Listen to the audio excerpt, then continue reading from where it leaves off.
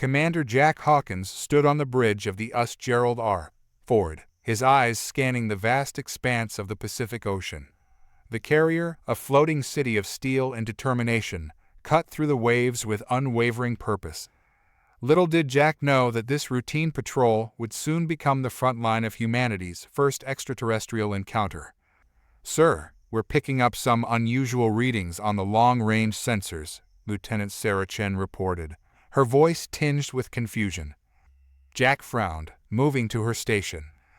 "Unusual how, Lieutenant?"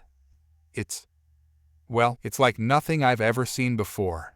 The energy signatures are off the charts, and they're moving at speeds that shouldn't be possible." Before Jack could respond, alarms blared across the bridge. Red warning lights bathed the command center in an eerie glow. "Multiple bogies incoming," shouted the radar operator. "They're not responding to hails, and they're on an intercept course." Jack's training kicked in immediately. "Sound general quarters, launch alert fighters, and get me a visual on those bogies." The carrier erupted into organized chaos as sailors and pilots rushed to their stations. On the flight deck, F-35C Lightning IIS roared to life, catapults flinging them into the sky with practiced precision. As the main view screen flickered to life, Jack's jaw dropped. Sleek, otherworldly vessels streaked across the sky, their hulls shimmering with an iridescent sheen that seemed to defy the laws of physics. "My God," Jack whispered. "They're not from around here." The alien ships, a dozen in total, formed up in an attack pattern. Their leader, a Zar'konian pirate named Krask, sneered at the primitive vessel below. "Look at that pitiful excuse for a warship," Krask scoffed to his bridge crew. "It doesn't even have energy shielding. This will be easier than raiding a Gloopian nursery." The Zar'konian fleet opened fire, expecting to slice through Earth's defenses like a hot knife through butter. Instead, their energy beams splashed harmlessly against the carrier's reinforced hull. "What in the name of the Cosmic Empress?" Krask sputtered. "Why isn't it disintegrating?" Back on the Ford, Jack allowed himself a grim smile. "Looks like our new friends underestimated us. Let's show them what Earth hospitality looks like. All batteries, return fire." The sea erupted as the carrier group's escort ships launched a barrage of missiles. The aliens, caught off guard by the primitive yet effective weaponry, scattered in disarray. "Sir," Lieutenant Chen called out, "the alien vessels are regrouping. They seem to be preparing for another attack run." Jack nodded, his mind racing through tactical options. "All right, let's give them a proper welcome. Launch all squadrons. It's time to introduce these pirates to the full might of the United States Navy." As waves of fighters took to the skies, Jack couldn't help but feel a surge of pride. Humanity might be taking its first steps into a larger universe, but they were doing so with the strength and resolve that had defined their species for millennia. The battle for Earth's oceans had begun, and Commander Jack Hawkins was determined to make these alien invaders regret ever setting their sights on his home. The sky above the Pacific became a chaotic dance of human and alien technology. F-35 screamed through the air, their pilots pushing the advanced fighters to their limits as they engaged the Zar'konian ships. "This is Red Leader," Captain Mike Maverick Rodriguez's voice crackled over the comms. "These bogies are fast, but they're not unbeatable. Watch for their energy weapons and don't let them lock on." Jack watched the aerial battle unfold on the tactical display, his hands gripping the command console tightly. "Status report on our defenses?" "Hull integrity holding at 92%, sir," an officer responded. "Our armor's taking a beating, but it's holding. SIWA systems are operational and engaging incoming projectiles." Meanwhile, aboard the Zar'konian command ship, Krask was livid. "How is this possible? Their technology is centuries behind ours. They shouldn't even be able to scratch our hulls." His second-in-command, Vexler, studied the battle data with growing concern. "Captain, I believe we may have miscalculated. These humans, their weapons may be primitive, but they're incredibly effective. And that vessel below, it's launching more of those fighter craft. It's like a city on water." Krask's eyes widened as he finally grasped the true nature of the human vessel. By the void, it's not just a ship, it's a mobile base. Back on the Ford, Jack was coordinating a counteroffensive. All ships, focus fire on their lead vessel. Let's see how they like being on the defensive. The carrier group's destroyers and cruisers unleashed a barrage of missiles, while the F-35s executed a series of complex maneuvers, herding the alien ships into a kill zone. "Sir," Lieutenant Chen called out, excitement in her voice, "we're detecting fluctuations in the alien ship's energy fields. I think our weapons are getting through." Jack allowed himself a small smile.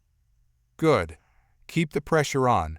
I want those pirates to remember this day for the rest of their lives, however long that might be."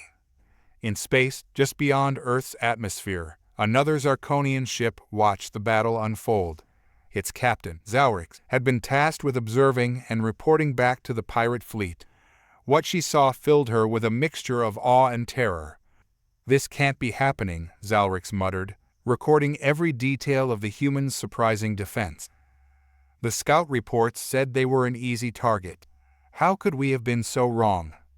As the battle raged on, it became clear that the tide was turning. The Zar'konian ships, for all their advanced technology, were being outmaneuvered and overwhelmed by the sheer tenacity and firepower of the human forces. "Captain Krask," Wexler shouted over the sounds of alarms and failing systems, "we've lost 3 ships already. We need to retreat." Krask, his pride wounded, but his survival instinct kicking in, grudgingly gave the order. "All ships, fall back, retreat to the rendezvous point." As the alien vessels began to disengage, leaving a trail of debris and broken dreams behind them, Jack Hawkins stood tall on the bridge of the USS Gerald R. Ford. "Should we pursue, sir?" an eager young officer asked. Jack shook his head, his eyes still fixed on the retreating alien fleet. "No, let them go. They'll spread the word about what happened here today, and next time they'll think twice before underestimating humanity." As the adrenaline of battle began to subside, Jack knew that this was only the beginning. Humanity had just announced its presence on the galactic stage, and he had a feeling that the universe would never be the same again. In the aftermath of the battle, the USS Gerald R. Ford buzzed with activity.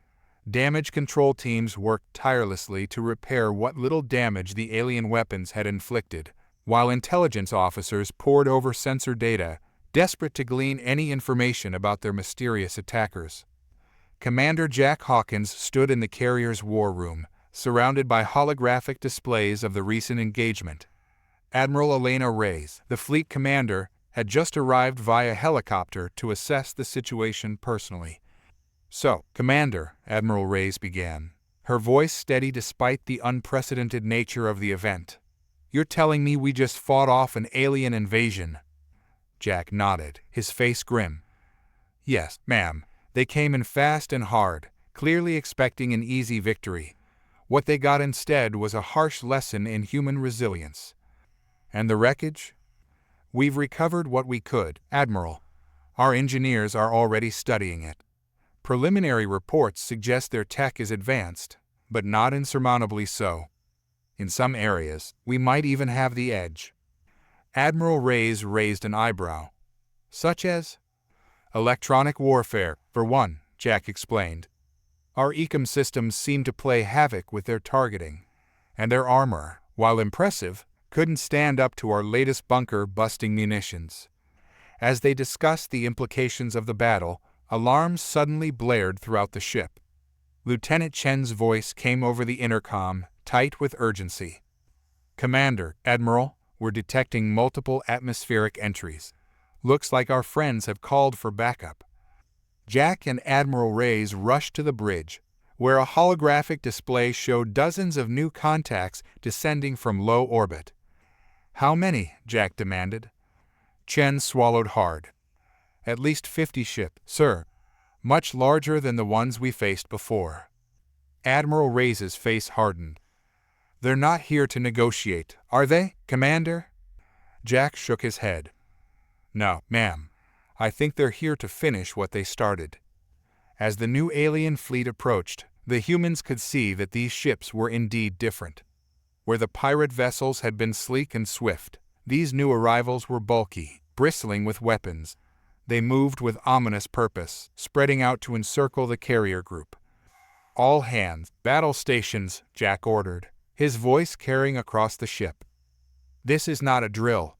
I repeat, this is not a drill." On the lead alien vessel, Fleet Commander Drasker of the Zar'konian Imperial Navy surveyed the human forces with disdain. "So, these are the primitives who dared to humiliate our brethren," he rumbled, his voice like gravel. "Prepare all weapons. We will teach these humans the price of defiance." Back on the fort, Jack and Admiral Reyes were rapidly formulating a strategy. "We're outnumbered and outgunned," Jack said, studying the tactical display. "But we have home field advantage. They don't know these waters like we do." Admiral Reyes nodded. "What are you thinking, Commander?" A glint appeared in Jack's eye. "We've got a submarine in the area, don't we? The USS Barracuda?" "We do," Reyes confirmed. "What do you have in mind?" Jack allowed himself a small, determined smile. "Admiral, I think it's time we introduced our new friends to the Silent Service, and maybe show them why humanity has always feared what lurks beneath the waves." As the massive alien fleet descended upon them, the humans prepared for the fight of their lives. But unbeknownst to the Zar'konians, the true dangers of Earth's oceans were yet to reveal themselves. The battle for humanity's future was about to enter its most crucial phase, and Commander Jack Hawkins was determined to prove that humanity wouldn't go down without one hell of a fight. Beneath the churning waves of the Pacific, the USS Barracuda glided silently through the depths. Captain Liam O'Neill, a veteran submariner with nerves of steel, listened intently as the radio crackled with encrypted messages from the Gerald R. Ford. "Looks like the party started without us, boys," O'Neill announced to his crew. "Time to crash it." Meanwhile, above the surface, the Zar'konian fleet had begun their assault. Energy beams lanced out from their ships, more powerful than those of the pirate vessels. The carrier group's defenses were holding, but barely. On the bridge of the ford, Jack Hawkins barked orders as the ship shuddered under the alien onslaught. "Evasive maneuvers. Keep those Sierra systems firing. We need to buy the Barracuda some time." Admiral Reyes, her face illuminated by the flashing of warning lights, turned to Jack. "Whatever you're planning, Commander, I hope it works. We can't hold out against this firepower for long." Jack nodded grimly. "It'll work. It has to." Aboard the Zar'konian command ship, Fleet Commander Drasker watched the battle with growing frustration. "Why aren't they falling? Their technology is inferior. Their weapons are primitive." His tactical officer, Zinvax, studied the readings with a furrowed brow. "Sir, the humans are employing unusual tactics. They're not fighting like any species we've encountered before." Drasker snarled. "It doesn't matter. No race has ever withstood the might of a full Zar'konian battle fleet. Intensify the attack. I want that floating fortress reduced to atoms." As the alien ships pressed their attack, they failed to notice the dark shape rising from the depths behind them. Captain O'Neill's voice came over the secure channel to the ford. "This is the Barracuda. We're in position and ready to crash this alien homecoming." Jack's eyes lit up. "You're clear to engage, Barracuda. Give 'em hell." In rapid succession, the Barracuda launched a full spread of advanced torpedoes. The alien ships, focused on the surface battle, were caught completely off guard. Massive explosions bloomed across their formation as the torpedoes found their marks. "What was that?" Drasker roared as his ship rocked from a nearby detonation. "Where is this attack coming from?" Zinvax's eyes widened in disbelief. "Sir, it's coming from beneath the waves. The humans have weapons that can strike from underwater." For the first time, a flicker of doubt crossed Drasker's face. "Impossible. No civilized race would hide their weapons in such a barbaric environment." On the ford, cheers erupted as they watched the aliens' formation crumble. Jack allowed himself a small smile. That's it, Barracuda. Keep them guessing. All ships, press the attack. Don't let them regroup. The carrier group surged forward, missiles streaking from their launchers. F-35s swooped in, capitalizing on the aliens' confusion to strike at vulnerable points. Admiral Reyes watched the tactical display with growing hope. I don't believe it. We're actually pushing them back. Jack nodded, his eyes never leaving the battle. Humanity's greatest strength has always been our adaptability, Admiral. We're showing them that now. As the tide of battle turned, the Zar'konian fleet found itself in disarray. Ships that had never known defeat were now frantically trying to defend against attacks from above and below. Drasker, his composure shattered, barked orders to his battered fleet. Regroup, concentrate fire on that underwater menace. But it was too late. The combined assault of the carrier group and the Barracuda had broken the alien formation. One by one, Zar'konian ships began to fall, their once mighty hulls torn apart by Earth's primitive weapons. As the battle raged on, Jack Hawkins knew that this was more than just a fight for survival. It was humanity's debut on the galactic stage, and they were making one hell of an entrance. The Pacific Ocean had become a graveyard of alien technology. Broken Zar'konian ships littered the waters, their once sleek hulls now twisted and burning. The USS Gerald R. Ford, though battered, stood triumphant amidst the chaos. Commander Jack Hawkins surveyed the aftermath from the carrier's bridge, his face a mixture of relief and grim determination. "Status report," he called out. Lieutenant Chen, her uniform smudged with soot, responded quickly. "We've suffered moderate damage, sir, but all critical systems are operational. The rest of the carrier group is reporting similar status. The Barracuda is unharmed and has returned to depth." Admiral Reyes nodded approvingly. "Excellent work, Commander. Your unconventional tactics saved us all." Jack allowed himself a small smile. "Thank you, Admiral. But this isn't over yet. We need to." He was cut off by an urgent call from the communications officer. "Sir, we're picking up a transmission from the alien fleet." The main view screen flickered to life, revealing the face of Fleet Commander Drasker. The Zar'konian looked haggard, his alien features twisted in a mix of rage and disbelief. "Humans," Drasker spat the word like a curse. "You have won this battle, but make no mistake, the Zar'konian Empire will not forget this humiliation. We will return, and when we do, your world will burn." Jack stepped forward, his voice steady and resolute. "You're welcome to try, Commander. But let me make something clear. Earth is not some helpless colony for you to pillage. We've faced our own monsters, fought our own wars. We've split the atom and walked on our own moon. We are humanity, and we will not go quietly into the night." Drasker's eyes widened at Jack's words, a flicker of uncertainty crossing his alien features. Without another word, the transmission cut off. The bridge was silent for a moment before Admiral Reyes spoke. "Stirring words, Commander. Let's hope they take the hint." Jack nodded, but his expression remained serious. "They won't, Admiral. This was just the beginning." As if to punctuate his words, alarms blared across the ship. Lieutenant Chen's fingers flew across her console. "Sir, we're detecting a massive energy spike from the alien flagship." Jack's mind raced. "They're not retreating.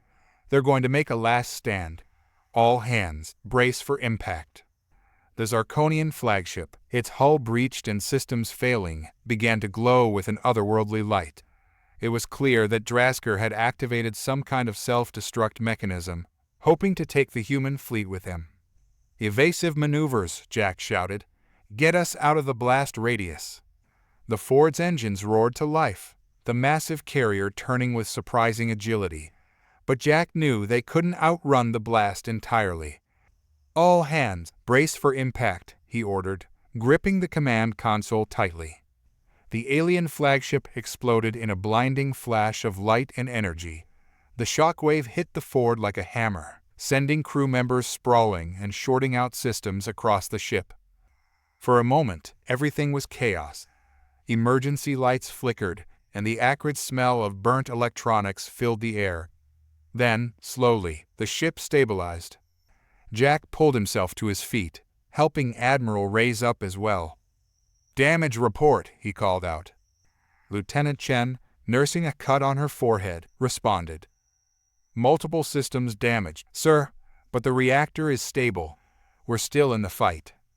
Jack nodded, a grim smile on his face. "That's what they don't understand about us. We don't know when to quit." As the smoke cleared and the remaining alien ships began to retreat, Jack knew that this victory came with a heavy price. The world would never be the same again. Humanity had taken its first steps into a larger, more dangerous universe. But looking around at his crew battered, bruised, but unbowed, Jack felt a surge of pride. Whatever challenges the stars might bring, humanity would face them head-on. The battle was over, but the war for Earth's future had only just begun. In the days following the battle, the USS Gerald R. Ford limped back to Pearl Harbor, its hull bearing the scars of humanity's first extraterrestrial conflict. As the carrier docked, crowds of people lined the shore, a mix of awe and fear on their faces as they gazed upon the ship that had defended Earth. Commander Jack Hawkins stood on the flight deck, watching the bustling activity below. The world had changed overnight, and he could feel the weight of that change pressing down on him. "Quite a view, isn't it?" Admiral Reyes said, joining him at the railing. Jack nodded. "It's strange, Admiral. Yesterday, these people were going about their lives, blissfully unaware of what was out there. Now they know we're not alone," Reyes finished, "and that not everything out there is friendly." Before Jack could respond, his comm unit buzzed. "Commander Hawkins, your presence is requested in the secure briefing room immediately." Exchanging a glance with Admiral Reyes, Jack made his way through the ship. In the briefing room, he found a group of stern-faced individuals waiting for him. At their center stood a man Jack recognized immediately, General Marcus Blackwood, chairman of the Joint Chiefs of Staff. "Commander Hawkins," Blackwood said, his voice gravelly, "hell of a job out there. You've given us a fighting chance." Jack saluted. "Thank you, sir. But I fear this is just the beginning." Blackwood nodded grimly. "You're right about that. Take a seat, Commander. What I'm about to tell you is classified at the highest levels." As Jack sat, Blackwood activated a holographic display. Images of strange structures on the moon's far side flickered into view. 3 hours ago, our lunar observatory detected these, Blackwood explained. They weren't there yesterday. Jack leaned forward, studying the images. The structures were clearly artificial, their geometries too perfect to be natural. "Are they Zar'konian?" A woman in a lab coat stepped forward. "Dr. Emily Sato, Xenotech Division," she introduced herself. "And no, Commander. The technology signatures don't match what we've seen from the Zar'konians. This is something else." Jack felt a chill run down his spine. "Another alien race?" Blackwood nodded. "We believe so, and they've set up shop right in our backyard."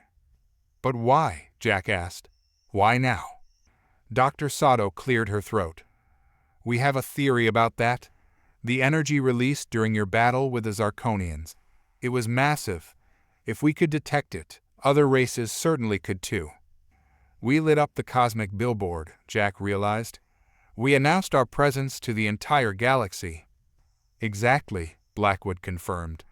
"And now, Commander, we need to prepare for what comes next. The President has authorized the formation of a new defense initiative. We're calling it Project Sentinel." Jack straightened in his chair. "What does this have to do with me, sir?" Blackwood's expression was deadly serious. "We need leaders, Hawkins. People who've faced the enemy and come out on top. I'm here to offer you command of humanity's first interstellar warship."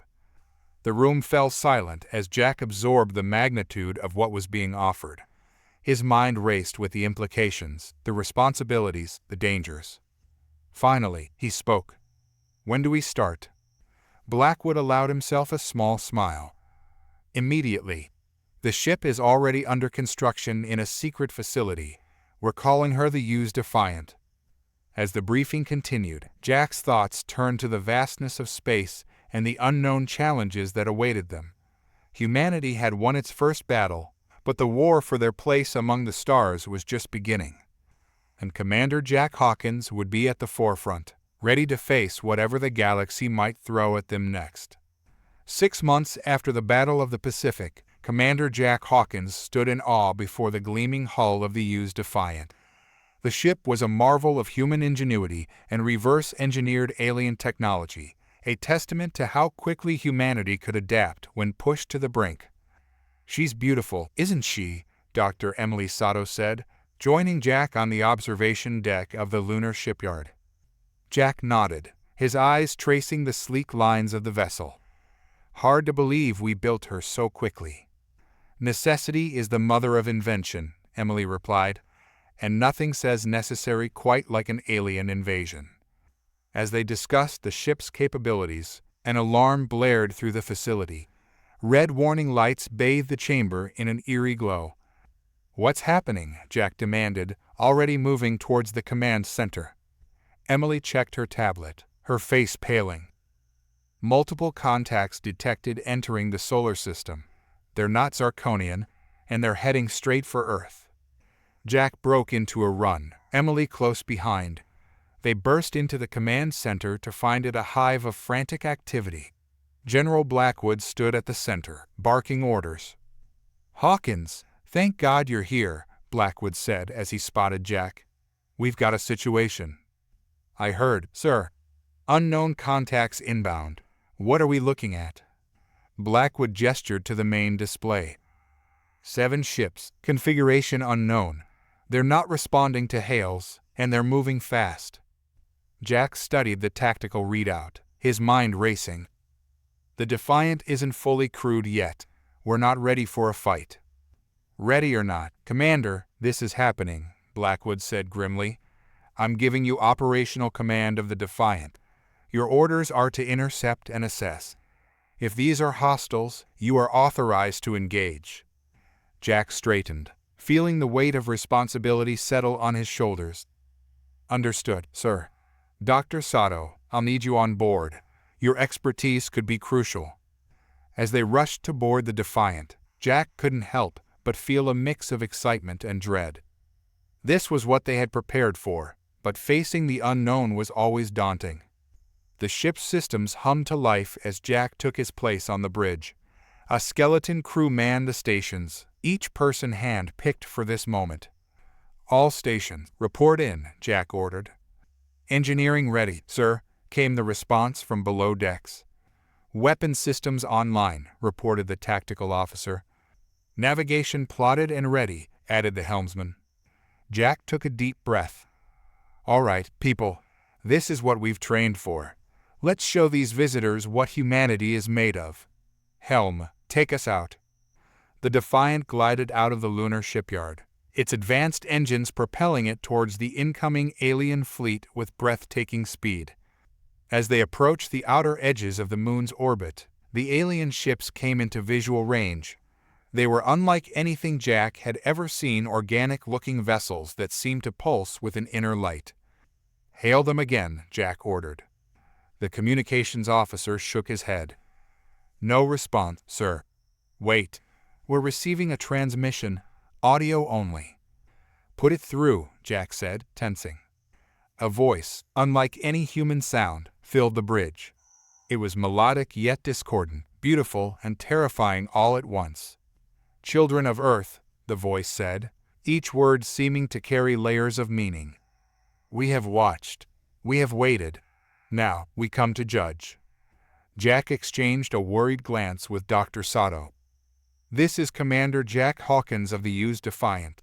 We mean you no harm, but we will defend ourselves if necessary. State your intentions." There was a pause, and for a moment Jack thought they wouldn't respond. Then the voice returned, tinged with what might have been amusement. "Intentions? Oh, young ones. We are the architects, and we are here to decide if your species deserves to exist." As the alien ships moved to surround the Defiant, Jack realized that the battle in the Pacific had been just a prelude. The true test of humanity's place in the cosmos was about to begin. The bridge of the USS Defiant fell silent as the weight of the architect's words sank in. Jack's mind raced, trying to process the implications of what they'd just heard. "Deserve to exist?" Dr. Sato whispered, her face pale.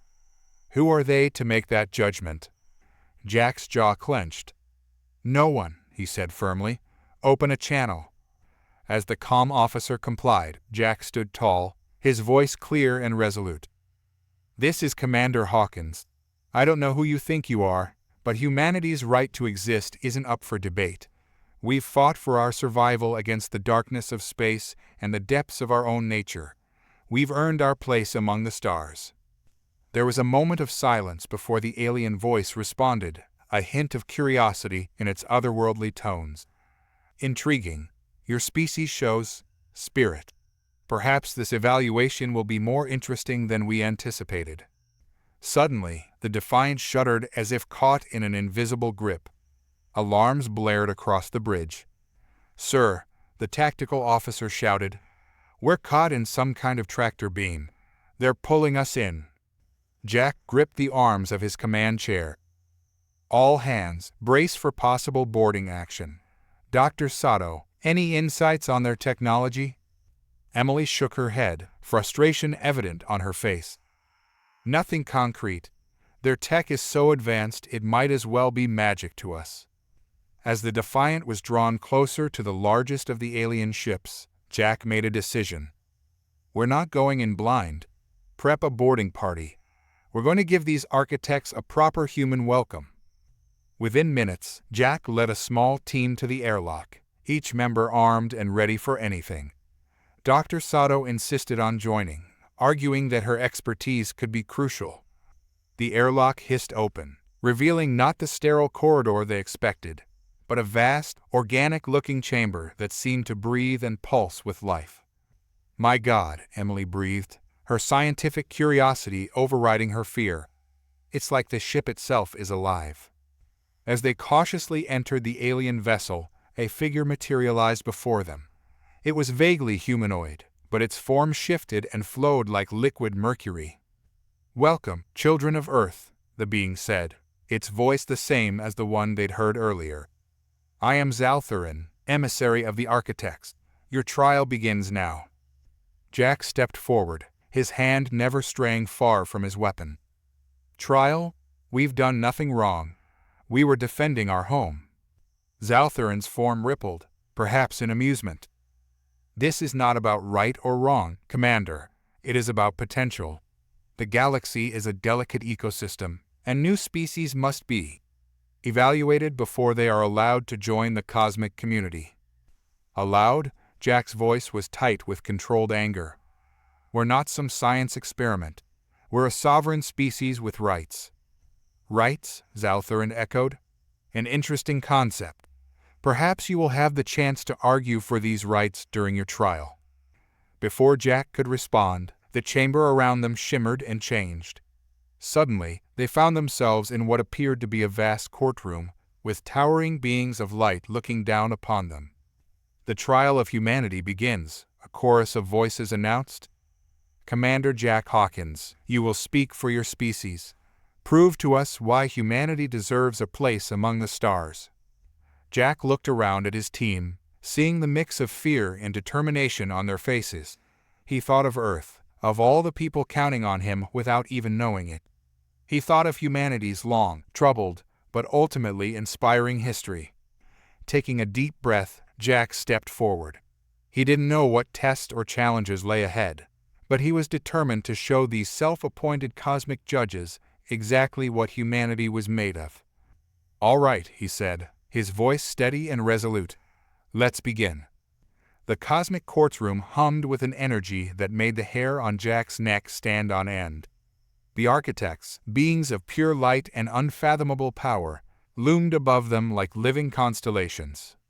"Commander Jack Hawkins," the voices resonated in unison, "you stand before us as the representative of humanity. Your species stands accused of being too volatile, too unpredictable to join the galactic community. How do you plead? Jack straightened his back, meeting the gaze of the celestial judges. Not guilty, he said firmly.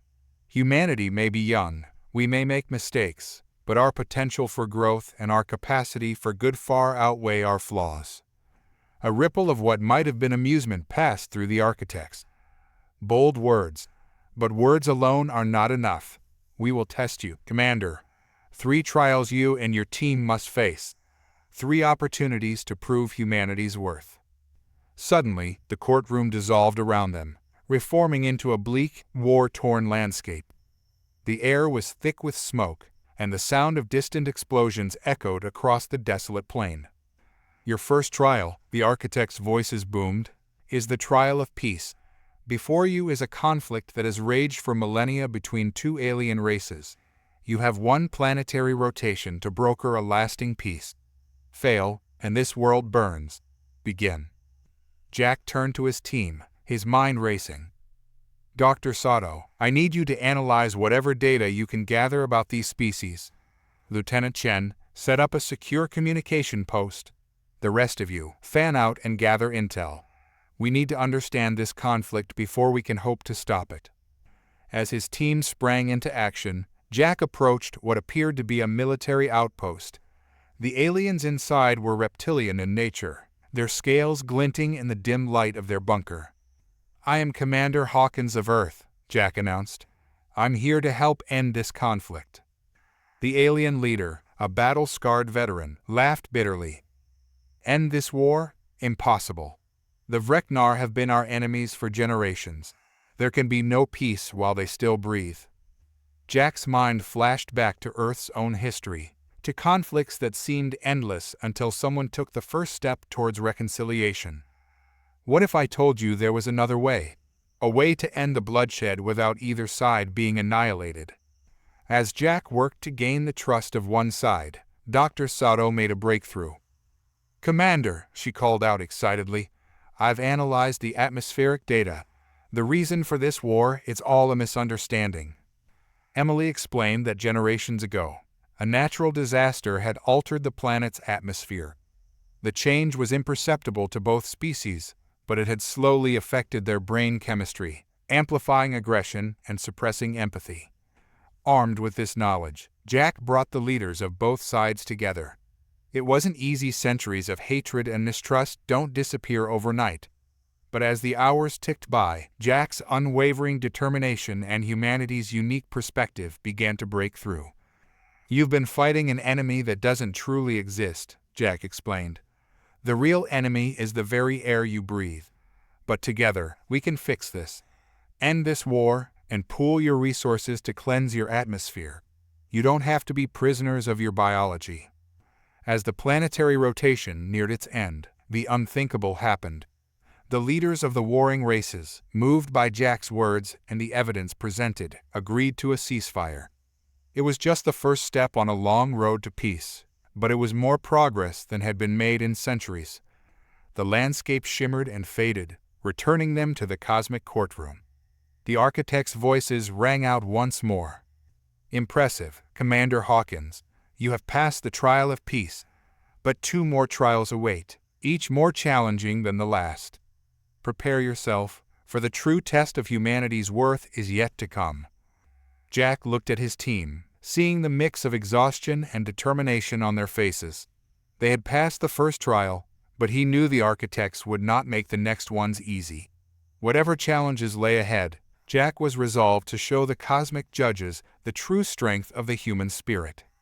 The cosmic courtroom shimmered once more, and Jack found himself and his team standing on what appeared to be the bridge of an enormous starship. Through the viewscreen, a massive red giant star pulsed ominously, its unstable surface roiling with solar flares. Your second trial, the architects' voices echoed, is the trial of sacrifice. The star before you will go supernova in mere hours. In orbit around it is a planet with 2 sentient species, one technological, one pre-industrial. Your ship can evacuate only one species. Choose wisely, for the fate of billions rests in your hands. You have 3 hours. Begin. Jack's mind reeled at the implications. How could they possibly choose which species to save? He turned to his team, seeing the same shock and moral conflict reflected in their eyes. "All right, people, we need information, and we need it fast," Jack ordered. "Dr. Sato, analyze both species. Lieutenant Chen, get me all the data you can on that star and the planet's evacuation logistics. The rest of you, help wherever you can. We've got an impossible decision to make, and not much time to make it." As the team sprang into action, Jack wrestled with the ethical dilemma before them. The technological species would be easier to evacuate and could potentially contribute more to galactic civilization. But could they justify leaving an entire pre-industrial species to die? 2 hours in, Dr. Sato approached Jack with a grim expression. "Commander, I've completed my analysis. The technological species, the Xin, have achieved incredible scientific advancements. But they've done so at a terrible cost. They've systematically exploited and oppressed the pre-industrial Voth, using them as slave labor and test subjects." Jack's fist clenched. The decision seemed clearer now, but no less difficult. "So we be saving oppressors and dooming the oppressed?" "It's not that simple," Emily continued. "The Xin have the knowledge to potentially save other worlds from similar stellar disasters. Their technology could benefit billions across the galaxy." As the final hour ticked away, Jack made his decision. He gathered his team and the representatives of both species who had been brought aboard for the trial. "We've chosen to evacuate the Voth," Jack announced, his voice firm despite the weight of his decision. The Xin representative was outraged. "You'd doom our entire civilization, all our knowledge, lost." Jack met the alien's gaze steadily. "Knowledge built on the suffering of others isn't worth preserving. But," he turned to the Voth, "this rescue comes with a condition. You must share your world with a small group of Xin scientists and historians.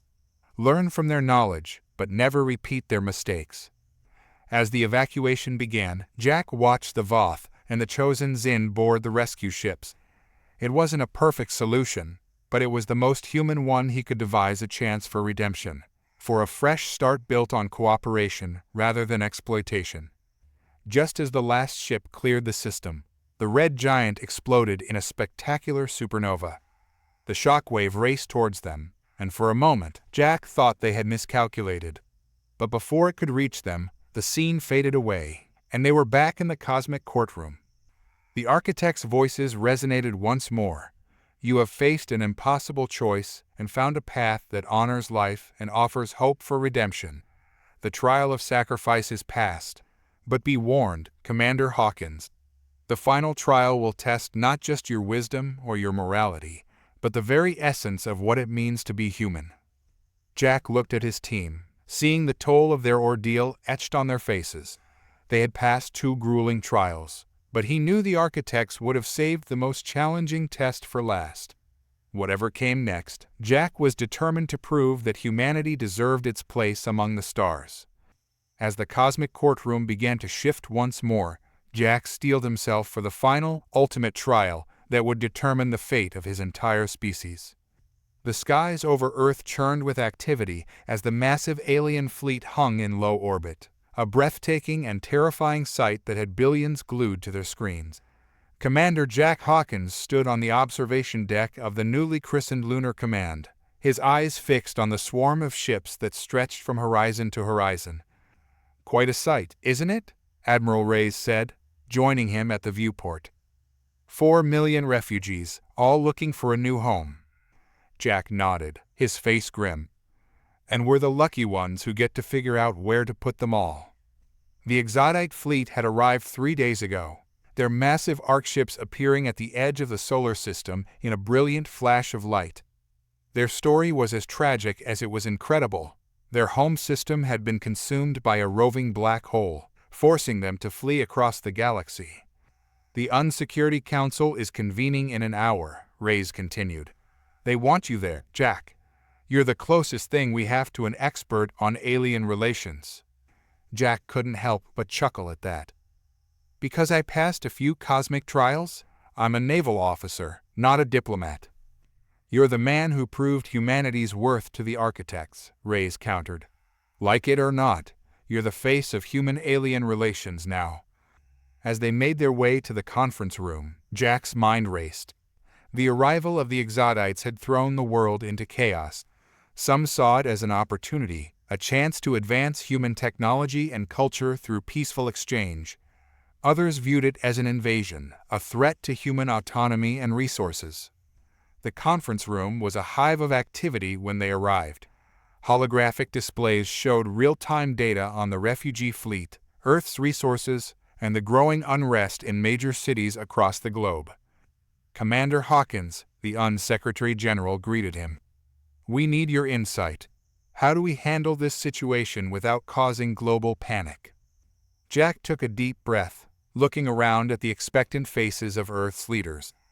"First, we need to establish clear communication with the Exodite leadership.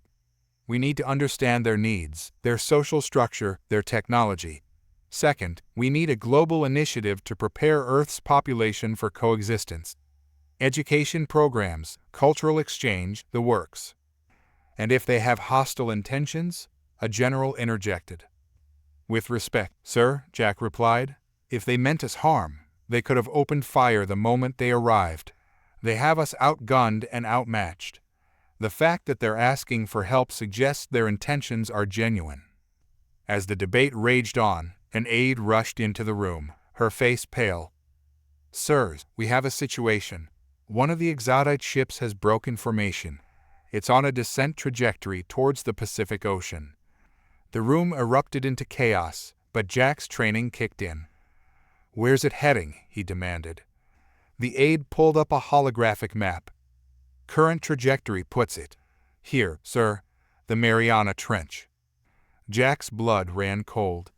The Mariana Trench, site of the first alien artifacts discovered on Earth decades ago. Whatever was happening, he knew it wasn't a coincidence. "Admiral," Jack said, turning to Reyes, "I need a ship. Fast." As alarms blared throughout Lunar Command, Jack realized that the true test of humanity's place in the cosmos was just beginning. And somehow, he knew that the fate of two species now rested on his shoulders. The U's Defiant cut through the atmosphere like a knife, its advanced engines pushing the limits of human technology.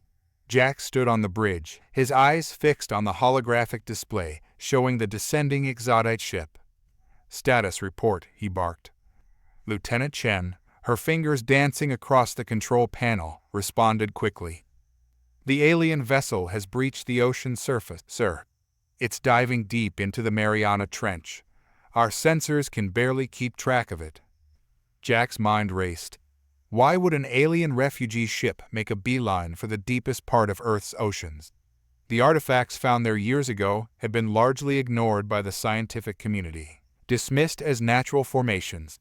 But now, "Get me a secure line to Admiral Reyes," Jack ordered.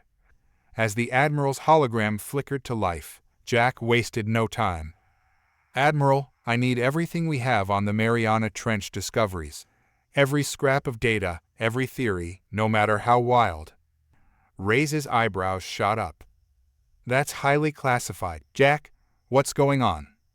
"I think we're about to find out why those artifacts were there in the first place," Jack replied grimly.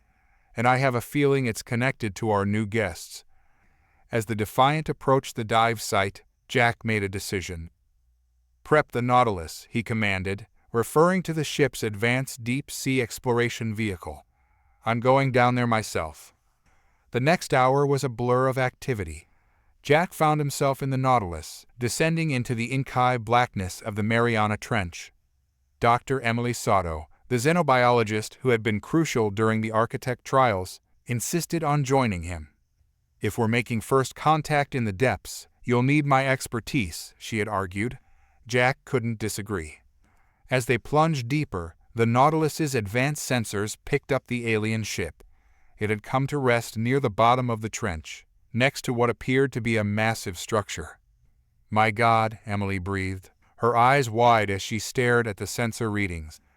"That structure, it's artificial.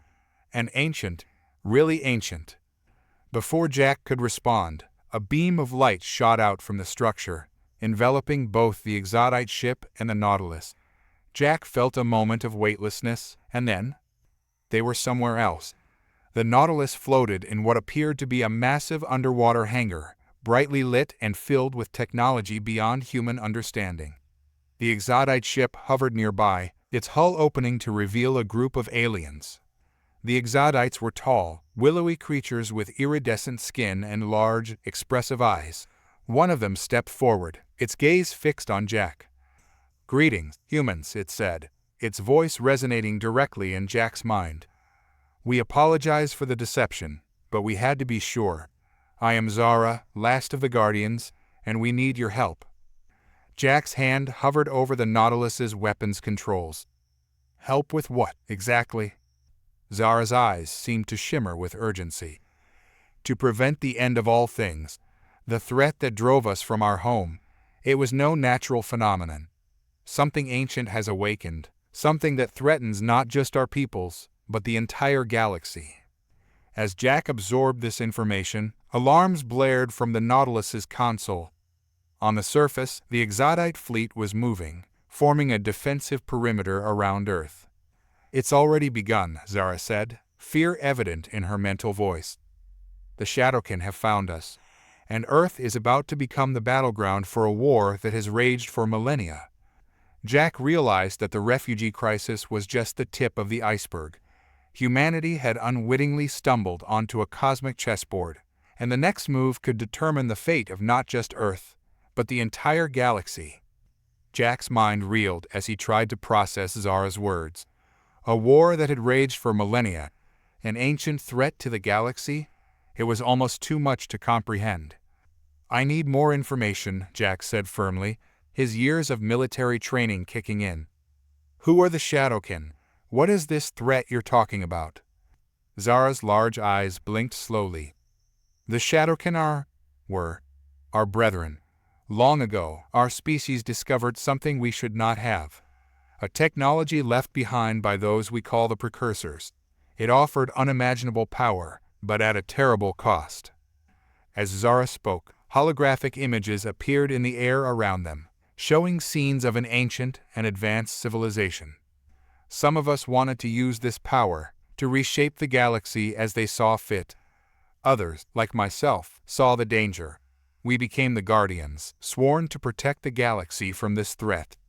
The Shadowkin are those who embraced the dark power, corrupted by its influence." Dr. Sato leaned forward, her scientific curiosity piqued. "And this technology? What exactly does it do?"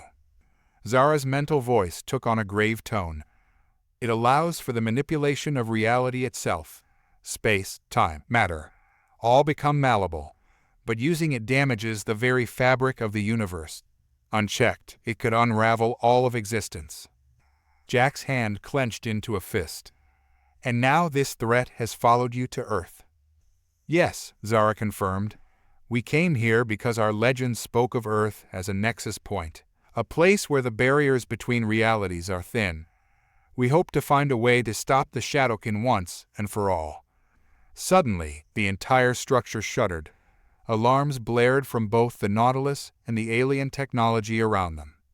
"They're here," Zara said, fear evident in her mental voice. Jack sprang into action. "We need to get back to the surface. If Earth is about to become a battleground, I need to coordinate our defenses." As they prepared to leave, Zara placed a hand on Jack's arm. "Commander, there's something else you should know. The artifacts you found in this trench years ago, they're part of a key that could either save us all or doom the entire universe." Jack's mind raced. He remembered the classified reports, the strange energy readings that defied explanation. It all suddenly made terrifying sense.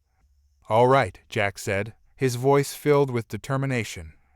"Let's get back up there and figure out how to save the galaxy." As the Nautilus began its ascent, carrying both humans and Exodites, Jack couldn't help but feel the weight of responsibility settling on his shoulders. Humanity had just been thrust onto a cosmic stage, facing a threat they barely understood. The journey back to the surface seemed to take an eternity. When they finally breached the waves, the sight that greeted them made Jack's blood run cold. The sky was filled with ships. The Exodite fleet hung in defensive formations, while new, sinister-looking vessels prowled the edges of Earth's atmosphere. Flashes of weapons fire illuminated the clouds. "My God," Dr. Sato whispered. "It's already started." Jack's jaw set in grim determination. "Get me the Defiant. Now." As they raced towards the waiting ship, Jack knew that the next few hours would determine not just the fate of Earth, but potentially the entire universe. And somehow, he had to find a way to unite humanity and their new alien allies against a threat beyond imagination. The battle for Earth, and for reality itself, had begun. The bridge of the USS Defiant was a hive of controlled chaos as Jack strode in, Zara and Dr. Sato close behind. The viewscreen showed the unfolding battle above Earth, a dizzying array of energy weapons and explosions lighting up the atmosphere. "Status report," Jack barked, sliding into the command chair. Lieutenant Chen's fingers flew over her console. "Sir, the Exodite fleet is engaging the Shadowkin forces in high orbit. Earth's military forces are mobilizing, but they're confused. No one knows who to shoot at." Jack nodded grimly. "Open a channel to Admiral Reyes and patch it through to all Earth defense forces." As soon as Reyes' face appeared on the main screen, Jack launched into a rapid explanation. "Admiral, the situation has changed. The Exodites are allies. I repeat, the Exodites are allies. The new hostile force is called the Shadowkin. They're the real threat." Reyes' eyes widened as she absorbed the information. "Understood, Commander. I'll relay the orders." "But Jack, the UN is in an uproar. They're demanding answers." "Tell them I'll explain everything once we've dealt with the immediate threat," Jack replied. "For now, we need to coordinate our defenses with the Exodites." As Reyes signed off, Zara stepped forward.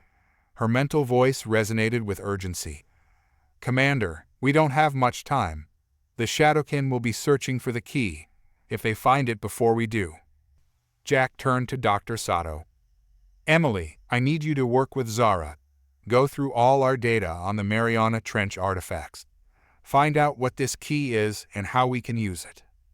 As Sato and Zara hurried off to one of the science labs, Jack focused on the battle. The Defiant soared into the fray, its advanced weapons blazing. Jack coordinated with the Exodite fleet, guiding Earth's forces to support their new allies. Hours passed in a blur of tactical decisions and narrow escapes. The combined forces of Earth and the Exodites were holding their own, but the Shadowkin's advanced technology was taking a toll. Just as it seemed they might be gaining the upper hand, a massive Shadowkin vessel emerged from behind the moon. It dwarfed everything else in the battle, its hull crackling with otherworldly energy. "Sir," Chen called out, her voice tight with fear. "That ship. It's charging some kind of weapon. Energy readings are off the charts." Jack watched in horror as the massive vessel aimed at Earth. Time seemed to slow as he realized the devastating power they were about to face. Suddenly, Dr. Sato's voice came over the comm. "Jack, we've figured it out. The key, it's not just in the Mariana Trench. It's spread across the planet. Ancient sites, Stonehenge, the pyramids, Easter Island, they're all part of it." Jack's mind raced. "Can we activate it? Use it against the Shadowkin?" "Yes, but..." Sato hesitated. "Jack, using the key could have unforeseen consequences. We'd be tapping into the same power that corrupted the Shadowkin." As the enemy super weapon charged, Jack knew he had to make a decision. Use the mysterious key and risk corrupting humanity, or face certain destruction at the hands of the Shadowkin. "Do it," Jack ordered, his voice firm. "Activate the key." As Sato and Zara began the activation sequence, Jack turned his attention back to the battle. Whatever happened next would change the course of human history forever. He just hoped he'd made the right choice. The fate of Earth, and perhaps the entire universe, now hung in the balance, and as the key to unimaginable power began to awaken, Jack Hawkins prepared to face the consequences of his decision. The air crackled with energy as ancient sites across the globe hummed to life. Jack watched the main viewscreen, his heart pounding as a web of ethereal light began to spread across the planet's surface. Energy levels are spiking, sir, Lieutenant Chen reported, her voice tight with tension. Whatever this key is, it's drawing power from, well, everything. Jack gripped the arms of his command chair. Sato, talk to me. What's happening down there? Dr. Sato's voice came through, breathless with excitement and fear. It's incredible, Jack. The key isn't just a weapon, it's a network. It's connecting to something vast, I think. I think it's tapping into the fundamental forces of the universe itself. Before Jack could respond, the massive Shadowkin vessel fired its super weapon. A beam of dark energy lanced towards Earth, seeming to tear the very fabric of space as it approached. Brace for impact, Jack shouted.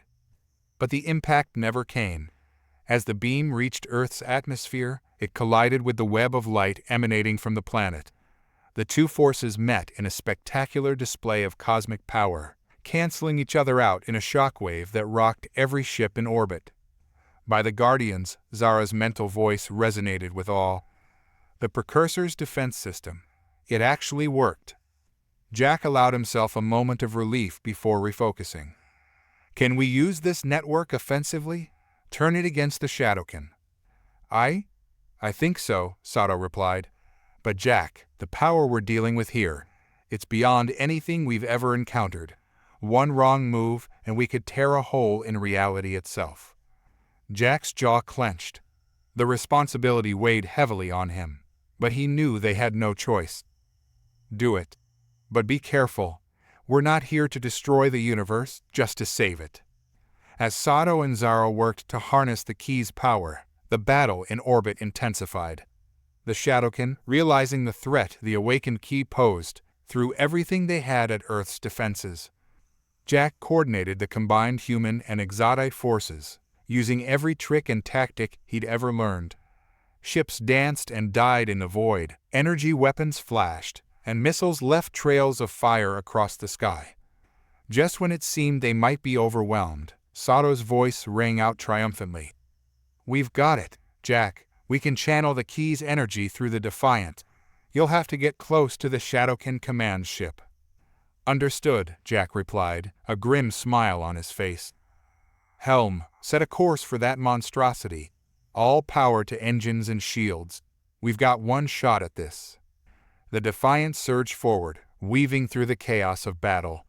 Smaller Shadowkin ships harried them, but the combined fire of Earth's fleet and their exotic allies cleared a path. As they approached the massive Shadowkin vessel, Jack felt the ship vibrate with barely contained power. Arcs of energy danced across the hull, and the air itself seemed to warp around them. We're in range, Chen called out. Jack took a deep breath. This was it. The moment that would decide the fate of not just Earth, but potentially the entire universe. Fire, he ordered. A beam of pure, blinding light erupted from the Defiant, striking the Shadowkin command ship. For a moment, nothing seemed to happen. Then, reality itself seemed to buckle. The massive vessel began to warp and twist, as if being pulled apart by unseen forces. Cracks appeared in its hull, leaking not fire or air, but what looked like the very essence of space-time itself. My God, Jack whispered as he watched the ship tear itself apart. As the Shadowkin command ship disintegrated, taking its leaders with it, the rest of their fleet fell into disarray. Some ships fled, vanishing into fold space, while others surrendered, powering down their weapons. The bridge of the Defiant erupted in cheers, but Jack remained focused. They had won the battle, but he knew this was just the beginning. Humanity had taken its first steps onto a much larger, more dangerous stage. As the adrenaline of battle faded, Jack turned his attention to the challenges that lay ahead. How would Earth handle its new role in the galaxy? What dangers did the key pose? And what other cosmic threats lurked in the depths of space, waiting to test humanity once again? One thing was certain, the universe would never be the same again, and Commander Jack Hawkins would be at the forefront, ready to face whatever came next. In the days following the battle, Earth buzzed with a mixture of excitement, fear, and uncertainty. The skies, once filled with warring ships, now hosted a strange peace as exotic vessels worked alongside human craft to clear the orbital debris. Commander Jack Hawkins stood before the United Nations Security Council, the weight of recent events heavy on his shoulders. The room was packed, with representatives from every nation and news cameras broadcasting globally. "Ladies and gentlemen," Jack began, his voice steady despite his exhaustion. "The events of the past week have forever changed our place in the universe. We are no longer alone, and we can no longer pretend that the affairs of the cosmos don't concern us." He went on to explain the Exodites, the Shadowkin, and the mysterious key that had saved Earth. As he spoke, holographic images illustrated his words, showing scenes from the battle and the ancient sites that had awakened. "We now face a choice," Jack continued. "We can try to return to our isolated existence, pretending that the wider galaxy doesn't exist, or we can embrace our new reality and take our place among the stars." The chamber erupted in a cacophony of voices, questions, and arguments. Jack stood firm, answering what he could and admitting when he didn't have answers. As the session wound down, the Secretary General approached Jack. "Commander, the Council has reached a decision. We're establishing a new organization, the Terran Union. Its mandate will be to handle all extraterrestrial affairs and defend Earth's interest in the galaxy. We want you to lead it." Jack was stunned. "Sir, I'm a naval officer, not a politician." The Secretary General smiled wryly. "After what you've done, Hawkins, you're whatever Earth needs you to be. Think about it." Later, aboard the Defiant, Jack mulled over the offer. Dr. Sato found him staring out a viewport at the Earth below. "Credit for your thoughts?" she asked. Jack sighed. "They want me to lead Earth's first interstellar organization. I'm not sure I'm the right person for the job." Sato leaned against the bulkhead. "Who better? You faced the architects, fought the Shadowkin, and united humanity with its first alien allies. Like it or not, Jack, you're the face of humanity's cosmic future." Before Jack could respond, alarms blared throughout the ship. They rushed to the bridge, where Lieutenant Chen was frantically working her console. "Sir, we're detecting massive energy spikes from the moon's far side," Chen reported. It's like nothing we've ever seen before." Jack's blood ran cold. "The lunar bases, the ones we detected right before the Exodites arrived. Could the key have activated something there too?" As they watched, a massive structure began to emerge from the lunar surface. It was clearly artificial, its design a mix of organic curves and crystalline angles that defied human architecture. "My God," Sato breathed. "It's some kind of space elevator? No, more than that. I think it's a stargate." Jack's mind raced. A gate to the stars, hidden on Earth's moon for who knows how long. Was it part of the Key's network, a precursor artifact, or something else entirely? As the structure continued to rise, stretching impossibly far into space, Jack knew that humanity's journey was far from over. New wonders, new dangers, and new responsibilities awaited them. "Well," Jack said, a hint of a smile playing on his lips despite the gravity of the situation, "I guess the universe isn't done with us yet." He turned to his crew, determination in his eyes. "Prep the Defiant for lunar orbit. Whatever's happening up there, we're going to face it head-on." As the ship prepared for yet another journey into the unknown, Jack Hawkins realized that his decision had been made for him. Earth needed a leader who could guide humanity through the stars, and for better or worse, that leader was him. The Terran Union would be born in the shadow of this new discovery, and Jack would ensure that humanity was ready for whatever the cosmos had in store for them next. The Defiant glided into lunar orbit, its sensors trained on the massive structure emerging from the moon's surface. As they drew closer, the sheer scale of the construct became apparent. It dwarfed anything humanity had ever built, its spire reaching far beyond the moon's tenuous atmosphere. "Analysis, Dr. Sato?" Jack asked, his eyes fixed on the main viewscreen. Emily Sato shook her head in wonder. "It's incredible, Jack. The technology is far beyond anything we've seen, even from the Exodites." Energy readings are off the charts, and there's some kind of, well, for lack of a better term, spatial distortion at the top of the structure. Zara, who had insisted on joining the mission, stepped forward. Her mental voice resonated with a mixture of awe and concern. This is precursor technology, without a doubt, but it's unlike anything in our records. Whatever this is, it's ancient beyond imagining. Jack nodded grimly. Any signs of life or defenses we should be worried about? Lieutenant Chen spoke up from her station. No life signs detected, sir. As for defenses, it's hard to say. Our sensors can't penetrate very far into the structure. Right, Jack said, making a decision. We're going in. Prep a shuttle.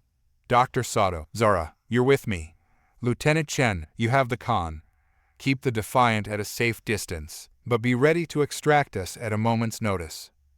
As they boarded the shuttle, Jack couldn't shake a feeling of déjà vu. Once again, he was leading a small team into an alien structure that could change the course of human history. He just hoped this expedition would go better than some of his previous ones. The shuttle approached a massive opening near the base of the structure. As they drew closer, lights flickered to life along the cavernous entryway, as if welcoming them. Well, that's not ominous at all, Jack muttered as he guided the shuttle inside. They sat down in what appeared to be a vast hangar. The moment they stepped out of the shuttle, the air around them shimmered, and suddenly they could breathe normally. Atmospheric containment field, Sato said, checking her instruments. Incredibly advanced. The air composition is perfect for human physiology. As they explored deeper into the structure, they encountered more marvels. Holographic displays sprang to life at their approach, showing star maps and diagrams of unimaginable complexity. Strange machines hummed with latent power. This place, Zara's mental voice was filled with wonder. It's not just a stargate. I think it's a nexus. A control center for a network that spans the galaxy, maybe even beyond. They reached what appeared to be a central chamber. In its center stood a crystalline pillar, pulsing with an inner light. As Jack approached it, the surface rippled and changed, forming into a humanoid shape. "Greetings, children of Earth," a voice echoed through their minds. It was neither male nor female, neither young nor old. It simply was. "We have waited long for this moment." Jack stepped forward, his hand instinctively moving to his sidearm. "Who are you?" The figure's featureless face seemed to smile. "We are the custodians, the last echoes of those you call the precursors. We have guarded this place, waiting for a species worthy of the legacy we left behind." "Legacy?" Sato asked, her scientific curiosity overriding her caution. "What legacy?" The custodian gestured, and the chamber filled with holographic images of stars, galaxies, and strange, twisting dimensions. "The legacy of creation itself. The power to shape reality, to travel the cosmos, to safeguard life against the dark forces that threaten existence." Jack's mind reeled. "And you think we're worthy of this? After everything we've done to our own planet, to each other?" "Worthiness is not about perfection, Commander Hawkins," the custodian replied. "It is about potential. You have faced trials, both cosmic and self-imposed. You have proven your resilience, your adaptability, your capacity for growth. Now you face a choice." The custodian waved its hand, and a small, glowing orb appeared before Jack. "Take this key, and accept the responsibility that comes with it. Or walk away, and we shall wait for another to prove worthy." Jack stared at the orb, feeling the weight of the decision before him. This wasn't just about him, or even just about Earth. This was about the future of humanity, perhaps even the future of all life in the galaxy. As he reached for the orb, Jack knew that whatever he chose, nothing would ever be the same again. Jack's hand hovered over the glowing orb, the weight of the moment pressing down on him. He could feel the eyes of his companions on him, sense the anticipation radiating from the custodian. With a deep breath, he made his decision. He grasped the orb. The moment his fingers touched its surface, Jack's world exploded into light and sensation. His mind expanded, stretching across vast distances of space and time. He saw the rise and fall of civilizations, the birth and death of stars, the intricate web of reality that bound the universe together. When the vision faded, Jack found himself on his knees, gasping for breath. Dr. Sato and Zara were at his side, concern etched on their faces. "Jack, are you all right?" Sato asked, her voice tight with worry.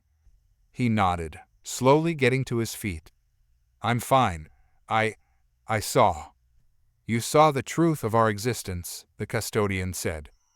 "The interconnectedness of all things, the delicate balance that must be maintained." Jack looked down at his hand. The orb was gone, but he could feel its power coursing through him, a constant hum at the edge of his consciousness. "What happens now?" he asked, his voice steady despite the turmoil in his mind. The custodian's form shimmered. "Now, you begin your true work. This facility is yours to command. With it, you can monitor the galaxy, travel to distant worlds, and defend against threats that would destroy all you hold dear." As if on cue, holographic displays sprang to life around them, showing star systems, anomalies, and potential dangers. "But be warned," the custodian continued, its voice taking on a grave tone. "With great power comes great responsibility and great danger. There are forces in the universe that would seek to corrupt or destroy what we have built. You must be ever vigilant." Jack nodded, his military training kicking in as he assessed the strategic implications. "We'll need to establish protocols, train personnel, set up defenses. And we'll need to inform Earth's governments," Sato added. "This changes everything, Jack. Our entire civilization will be transformed by this technology." Zara's mental voice chimed in, filled with a mixture of awe and concern. "My people will stand with you, Commander. The Exodites have long dreamed of this day, when the Precursor's legacy would be reclaimed." As they discussed the immediate steps to be taken, an alarm blared from one of the holographic displays. A star system at the edge of the galaxy was pulsing red. "What's happening?" Jack demanded. The custodian's form flickered with urgency. "A test, Commander. A hostile force approaches that system. Millions of lives hang in the balance. What will you do?" Jack didn't hesitate. "Show me how to operate this thing. We're going to save them." As Jack interfaced with the precursor technology, feeling its power flow through him, he realized that this was just the beginning. Humanity had been thrust onto a cosmic stage, given tools and responsibilities beyond their wildest dreams. The chamber hummed with energy as Jack activated the Stargate. A portal of swirling light appeared before them, a gateway to a distant world in desperate need of help. "Dr. Sato, contact the Defiant. Have them alert Earth about what's happened here. Zara, I'll need your expertise on alien cultures. We're heading into unknown territory." As they prepared to step through the portal, Jack felt a mix of excitement and trepidation. This was what humanity had always dreamed of, the ability to reach out and touch the stars. But with that dream came challenges and dangers they had never imagined. Whatever lay on the other side of that portal, Jack knew that the future of Earth, and perhaps the entire galaxy, would be forever changed by what they did next. With a deep breath and a nod to his companions, Jack stepped forward into the unknown, ready to face whatever the universe had in store for them. The sensation of stepping through the Stargate was unlike anything Jack had ever experienced. For a brief, eternal moment, he felt his consciousness stretch across the vastness of space, as if he were a part of the cosmic tapestry itself. Then, with a flash of light and a rush of sensation, he found himself standing on alien soil. Jack, Dr. Sato, and Zara materialized on a rocky outcropping overlooking a vast alien city. The sky above was a deep purple, lit by twin suns hanging low on the horizon. But the beauty of the alien world was marred by the chaos unfolding before them. Massive ships, dark and ominous, hung in the sky above the city. Energy weapons lanced down from the vessels, carving swaths of destruction through the alien metropolis. The air was filled with the sounds of panic and the acrid smell of smoke. "My God," Sato breathed, her eyes wide with horror and wonder. "Where are we?" Zara's mental voice was tight with urgency. "This is Lyra Prime, home to the Lyrans.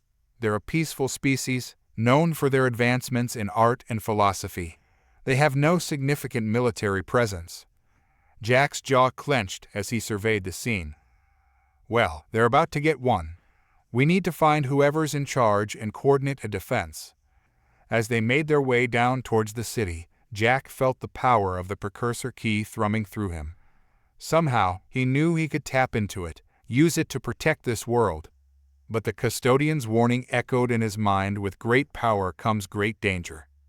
They reached the outskirts of the city, weaving through panicked crowds of aliens. The Lyrans were tall, graceful beings with iridescent skin and large, expressive eyes. Many looked at the newcomers with a mixture of fear and hope. A group of Lyrans in what appeared to be official robes approached them. One stepped forward, its voice a melodic trill. "You came through the ancient gate. Are you the ones of prophecy?" Jack exchanged a glance with Sato and Zara. "We're here to help," he said simply. "Who's attacking you?" The Lyrans' eyes darkened. "They call themselves the Void Collective. They appeared from the dark spaces between stars, demanding our unconditional surrender. When we refused, they began their assault." As if to punctuate the Lyrans' words, another energy blast struck nearby, shaking the ground beneath their feet. Jack's mind raced, formulating a plan. "We need to get to your defense center, coordinate with whatever forces you have." The Lyrans led them to a towering spire in the heart of the city.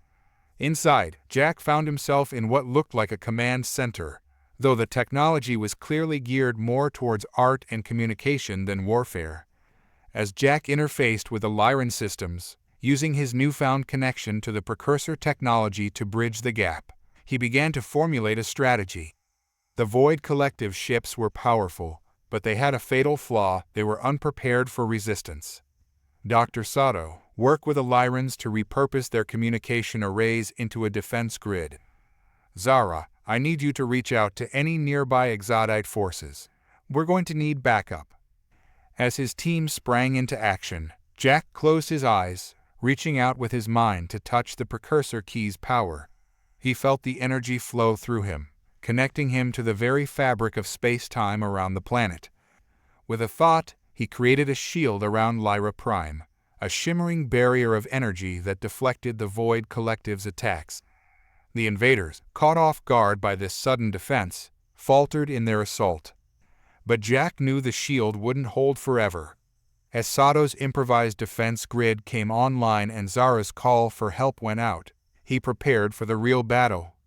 The fate of an entire world now rested in their hands, and Jack was determined not to let them down. As the Void Collective regrouped for another assault, he steeled himself for the fight ahead. This was humanity's first step as guardians of the galaxy, and Jack Hawkins was going to make damn sure it wasn't their last. The battle for Lyra Prime raged on, a desperate struggle against an enemy that seemed to embody the very darkness of space. Jack Hawkins stood at the heart of the Lyran Command Center, his mind connected to a vast network of improvised defenses and the shimmering shield that protected the planet. Dr. Sato's voice cut through his concentration. "Jack, the defense grid is at 60% capacity. It won't hold against another concentrated assault." He nodded grimly, sweat beading on his forehead from the strain of maintaining the planetary shield. "Zara, any word on that backup?" The Exodite's mental voice was tense. "A battle group is en route, but they're still hours away. We need to hold out until then." Jack's mind raced. They needed a game-changer, something to turn the tide. As another barrage from the Void Collective hammered against his shield, an idea struck him. "The precursor key," he muttered. "It's not just defensive, it can reshape reality." With a deep breath, Jack delved deeper into the power flowing through him. He felt the fabric of space-time bend to his will, saw the quantum strings that held the universe together. With careful precision, he began to pluck at those strings. Outside, the space around Lyra Prime began to warp and twist. Micro-wormholes opened and closed in rapid succession, redirecting the Void Collective's energy weapons back upon themselves. Ships that tried to advance suddenly found themselves miles off course, their sensors scrambled by localized time dilation fields. The Lyrans watched in awe as their attackers fell into disarray. "It's a miracle," one of them whispered. But Jack knew the cost. Each manipulation of reality sent shockwaves of pain through his body. He could feel the power threatening to overwhelm him, to burn him out from the inside. "Sato," he gasped, "the defense grid. Fire everything we've got. Now." As the Lyran defenses roared to life, capitalizing on the enemy's confusion, Jack felt his grip on the precursor power begin to slip. The shield flickered, and for a moment he thought all was lost. Then, streaks of light appeared in the sky. The Exodite battle group had arrived, their advanced ships tearing into the flanks of the Void Collective fleet. With a final surge of effort, Jack reached out to the lead Exodite ship, establishing a mental link through the precursor technology. In an instant, he shared everything he knew about the enemy's weaknesses and positions. The tide of battle turned. Caught between the reinvigorated Lyran defenses, the reality-warping effects of the precursor key, and the precise strikes of the Exodite fleet, the Void Collective began to retreat. As the last enemy ship fled into the depths of space, Jack finally allowed himself to release his hold on the precursor power. He collapsed to his knees, exhausted beyond measure, but filled with a sense of triumph. Dr. Sato was at his side in an instant. "Jack, are you all right?" He nodded weakly. "I'll live. Did we win?" Zara's mental voice was filled with awe. "We did more than win, Commander. You've just rewritten the rules of interstellar combat. The galaxy will never be the same." As Jack slowly got to his feet, supported by Sato and Zara, he looked out over the Lyran city. The signs of battle were evident, but so was the hope and gratitude on the faces of the aliens they'd saved. "This is just the beginning, isn't it?" he asked, already knowing the answer. Sato nodded. "The Void Collective will be back, and there are probably other threats out there we don't even know about yet." Jack straightened, feeling the weight of responsibility settling on his shoulders once more. "Then we'd better be ready. It's time to take what we've learned here back to Earth. The Terran Union needs to evolve, fast." As they prepared to return through the Stargate, Jack took one last look at Lyra Prime. Humanity had taken its first steps as protectors of the galaxy, facing down a threat that would have once been beyond their comprehension. The path ahead would be challenging, filled with wonders and dangers beyond imagination. But Jack Hawkins knew that with the legacy of the precursors, the alliance of the Exodites, and the indomitable spirit of humanity, they stood a fighting chance. As they stepped back through the portal, returning to the lunar base that would become humanity's gateway to the stars, Jack allowed himself a small smile.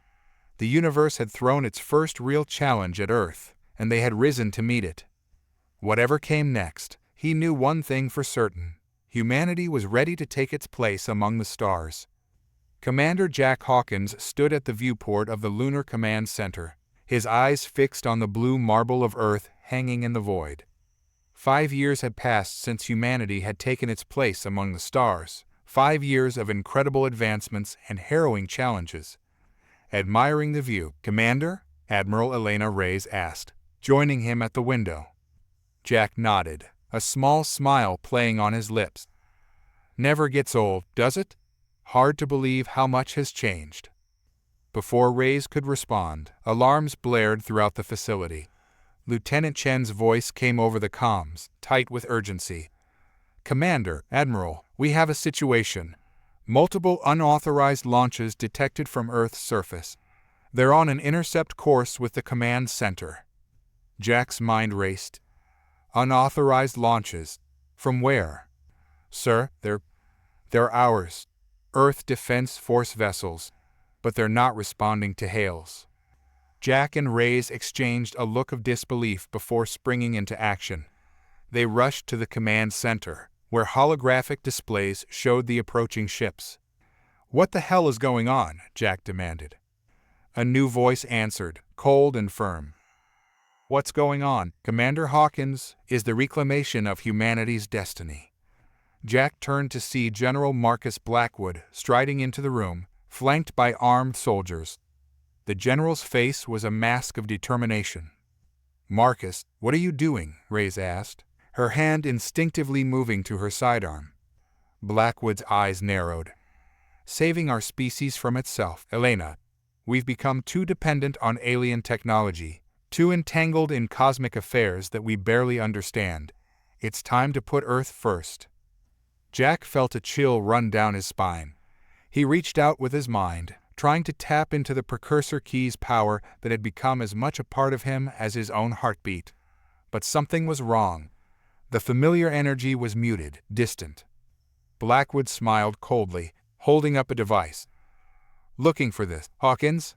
We found a way to dampen the key's connection. You're just a man now.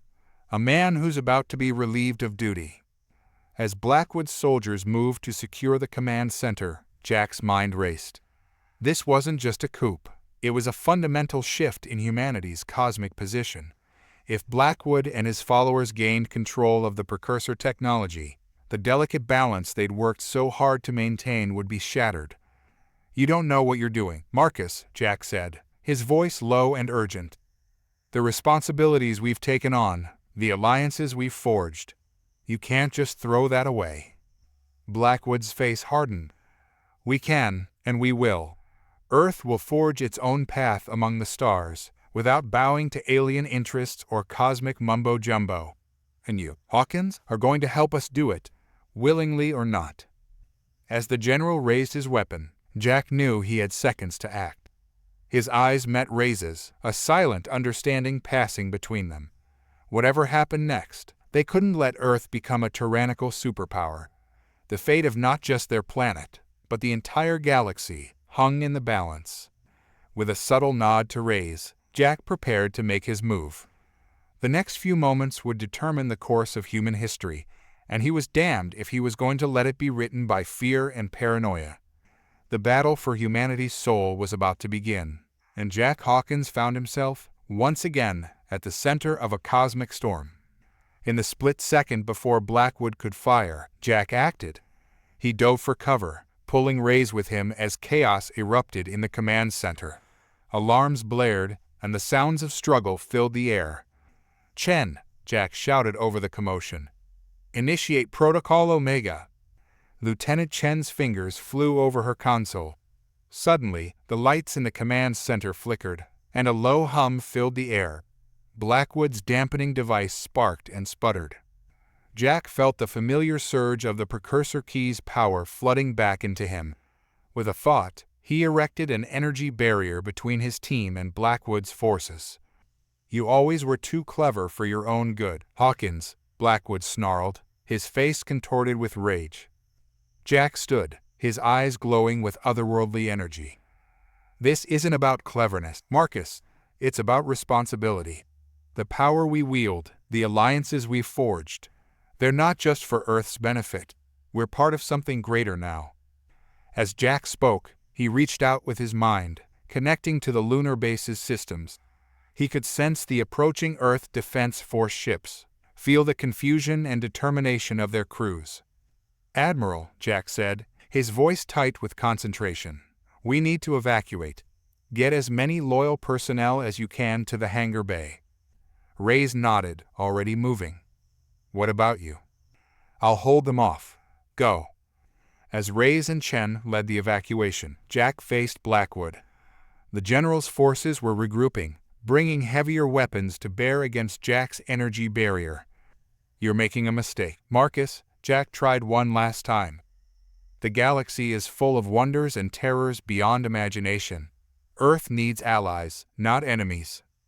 Blackwood's response was to fire his weapon, the energy blast dissipating harmlessly against Jack's shield.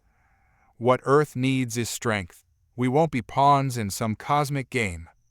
Jack sighed, realizing that words were useless. He expanded his barrier, pushing Blackwood and his forces back. With a gesture, he sealed off the corridors leading to the hangar bay. Alarms blared as the Earth Defense Force ships began docking procedures. Jack knew he was running out of time. He reached out with his mind, connecting to the precursor technology embedded throughout the lunar base. With a thought, he activated the base's defenses, but not to attack. Instead, he created a maze of energy fields and false signals, buying time for the evacuation. As he worked, Jack felt a presence brush against his mind. Zara, the Exodite, reaching out across the vast distances of space. "Commander," her mental voice was tinged with concern. "We sense a disturbance. What's happening?" Jack quickly relayed the situation. "Earth is changing course. I need you to alert our allies. Things are about to get complicated." He felt Zara's acknowledgement before the connection faded. Jack turned his attention back to the battle at hand. He could sense the evacuees reaching the ships in the hangar bay. With a final push of energy, Jack created a blinding flash of light, disorienting Blackwood and his forces. In the confusion, he sprinted towards the hangar. As he ran, Jack's mind raced. Where could they go? Who could they trust? Earth, the very world he had sworn to protect, had just become hostile territory. He reached the hangar just as the last ship was preparing for launch. Through the viewport, he could see the Earth Defense Force vessels moving to blockade their escape. As Jack boarded the ship, he knew that this was just the beginning. They were about to become fugitives, hunted by their own people. But more than that, they were now the thin line standing between Earth and a future of cosmic tyranny. The ship's engines roared to life, and Jack Hawkins prepared to leave behind everything he had known. The next chapter of humanity's cosmic journey was about to be written, and he was determined to make sure it wasn't penned in fear and isolation.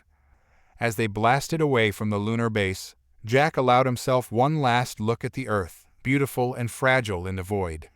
Whatever came next, he silently vowed to find a way to save humanity from itself. The stolen ship, a sleek Terran Union corvette christened the Starchaser, hurtled through space. Jack stood on the bridge, his face illuminated by the glow of holographic displays showing their pursuers. "Status report," he called out, his voice steady despite the chaos of their situation.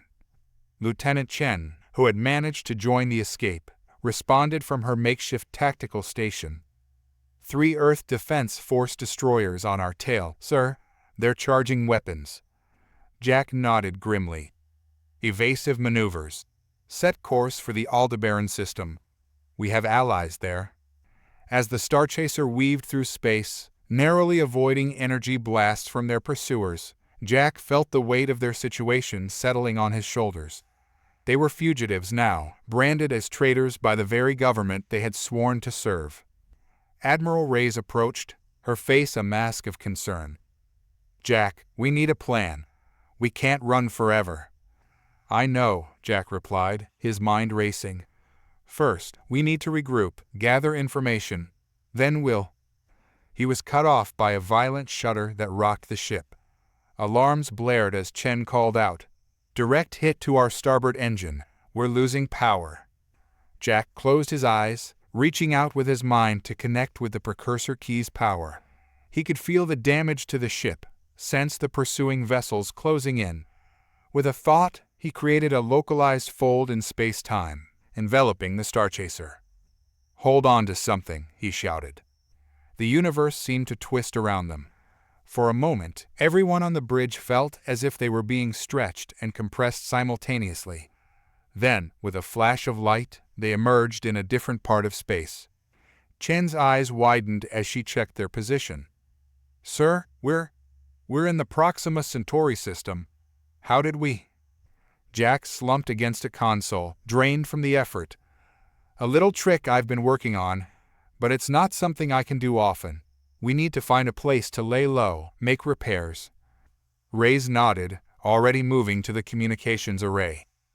"I'll send out a coded message to our allies. Someone must be willing to help us." As they limped towards the system's outer planets, Jack's mind raced with questions. How deep did this conspiracy go? Who could they trust? And most importantly, how could they stop Blackwood and his followers from turning Earth into a cosmic tyrant? Hours passed as they made hasty repairs and waited for responses to their distress call. Jack was about to suggest finding an uninhabited moon to hide on when Chen called out, "Sir, we're receiving a transmission. It's not from any of our known allies." Jack frowned. On screen, the holographic display flickered to life, revealing a being unlike any Jack had seen before. It appeared to be made of shifting geometric patterns, its face a constantly changing array of symbols and light. "Greetings, guardians of Earth," the being said, its voice a harmonious blend of tones. "We are the Axiom. We have been observing your species with great interest. Perhaps now is the time for us to meet properly." Jack exchanged glances with Reyes and Chen. This was an unknown variable, potentially dangerous, but they were out of options. "We're listening," Jack said cautiously. The Axiom's form shimmered. "Your world stands at a crossroads, poised between cosmic enlightenment and isolationist tyranny. We offer you sanctuary and, perhaps, a way to save your people from themselves." Jack considered for a moment. Every instinct told him this could be a trap. But the power emanating from the Axiom was unlike anything he had encountered, even among the Precursor's legacy. "Send us your coordinates," Jack finally said. "But know this, if this is a trick, we won't go down without a fight." The Axiom's form seemed to pulse with something akin to amusement. "Bravery in the face of the unknown. How delightfully human. We await your arrival, Jack Hawkins. Prepare yourself for revelations beyond your imagining." As the transmission cut off, Jack turned to his crew. "Well, looks like we're about to make some new friends. Or enemies. Either way, it's time to remind the galaxy why humanity earned its place among the stars." With a sense of both trepidation and excitement, Jack set a course for the Axiom's coordinates. Whatever lay ahead, he knew it would change the fate of Earth, and perhaps the entire cosmos. The next chapter of their cosmic odyssey was about to begin, and Jack Hawkins was determined to write it on humanity's terms. The Starchaser emerged from its final jump, systems groaning from the strain of their desperate flight. Before them hung a massive structure that defied comprehension, a Dyson sphere, its surface a mesmerizing pattern of geometric shapes and pulsing energy. "My God," Reyes breathed, her eyes wide with wonder. Jack nodded, equally awestruck. "Chen, scan for any signs of threat. Let's not walk into an ambush." As Chen worked her console, a beam of light shot out from the Dyson sphere, enveloping their ship. Jack tensed, ready for anything, but instead of an attack, he felt a gentle tug. "Sir, we're being pulled in," Chen reported. "Some kind of tractor beam, but like nothing I've ever seen." The Starchaser glided towards an opening in the sphere's surface. As they passed through, the view outside shifted dramatically. They found themselves in a vast internal space, filled with floating islands, impossible structures, and streams of data made visible. A voice resonated through the ship, the same harmonious tones they had heard earlier. "Welcome, humans, to the hub of Axiom. Please, dock your vessel and join us. We have much to discuss." Jack exchanged glances with his crew. "Well, we've come this far. Let's see what our new friends have to say." They docked at a floating platform that seemed to materialize out of thin air. As they disembarked, Jack felt the familiar hum of the Precursor key's power intensify. Whatever this place was, it resonated with the same fundamental energies. They were met by a group of beings similar to the one they had seen in the transmission. Up close, Jack could see that their bodies were composed of intricate, ever-shifting patterns of light and geometry. One of the Axioms stepped forward, its form pulsing with what Jack interpreted as excitement. "Greetings, Jack Hawkins, Elena Reyes, Mei Chen. We are the Axiom, custodians of knowledge and seekers of cosmic harmony." Jack nodded respectfully. "We're grateful for your help, but I have to ask, why? Why involve yourselves in our affairs?" The Axiom's form shimmered. "Walk with us, and we shall explain." As they moved through the impossible landscape of the hub, the Axiom began to share their story.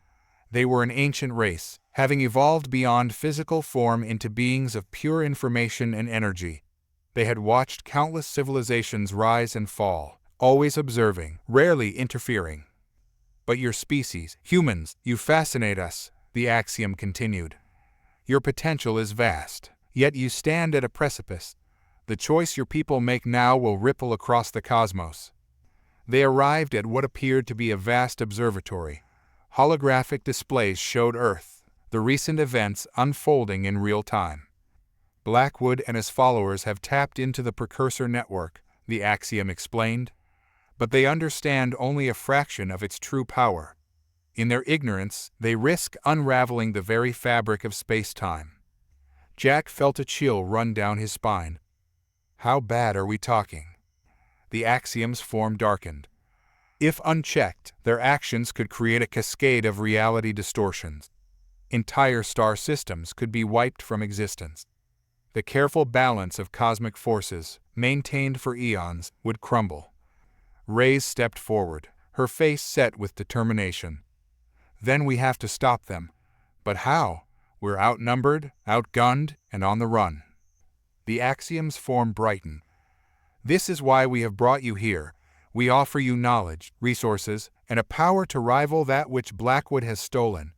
But be warned, this path is not without risk. The cosmic forces you will wield can corrupt as easily as they can save. Jack considered for a moment, feeling the weight of the decision before him. He thought of Earth, of the trillions of lives across the galaxy that hung in the balance. Finally, he nodded. We'll do it. Whatever it takes to save our people and protect the cosmos. The axiom's form pulsed with approval. Then let us begin.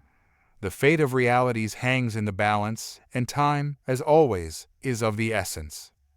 As the axiom led them deeper into the hub, Jack couldn't shake the feeling that they were about to cross a threshold from which there was no return. But with Earth in peril and the cosmos itself at stake, he knew they had no choice. The next phase of their journey was about to begin, and Jack Hawkins was determined to prove that humanity deserved its place among the cosmic powers.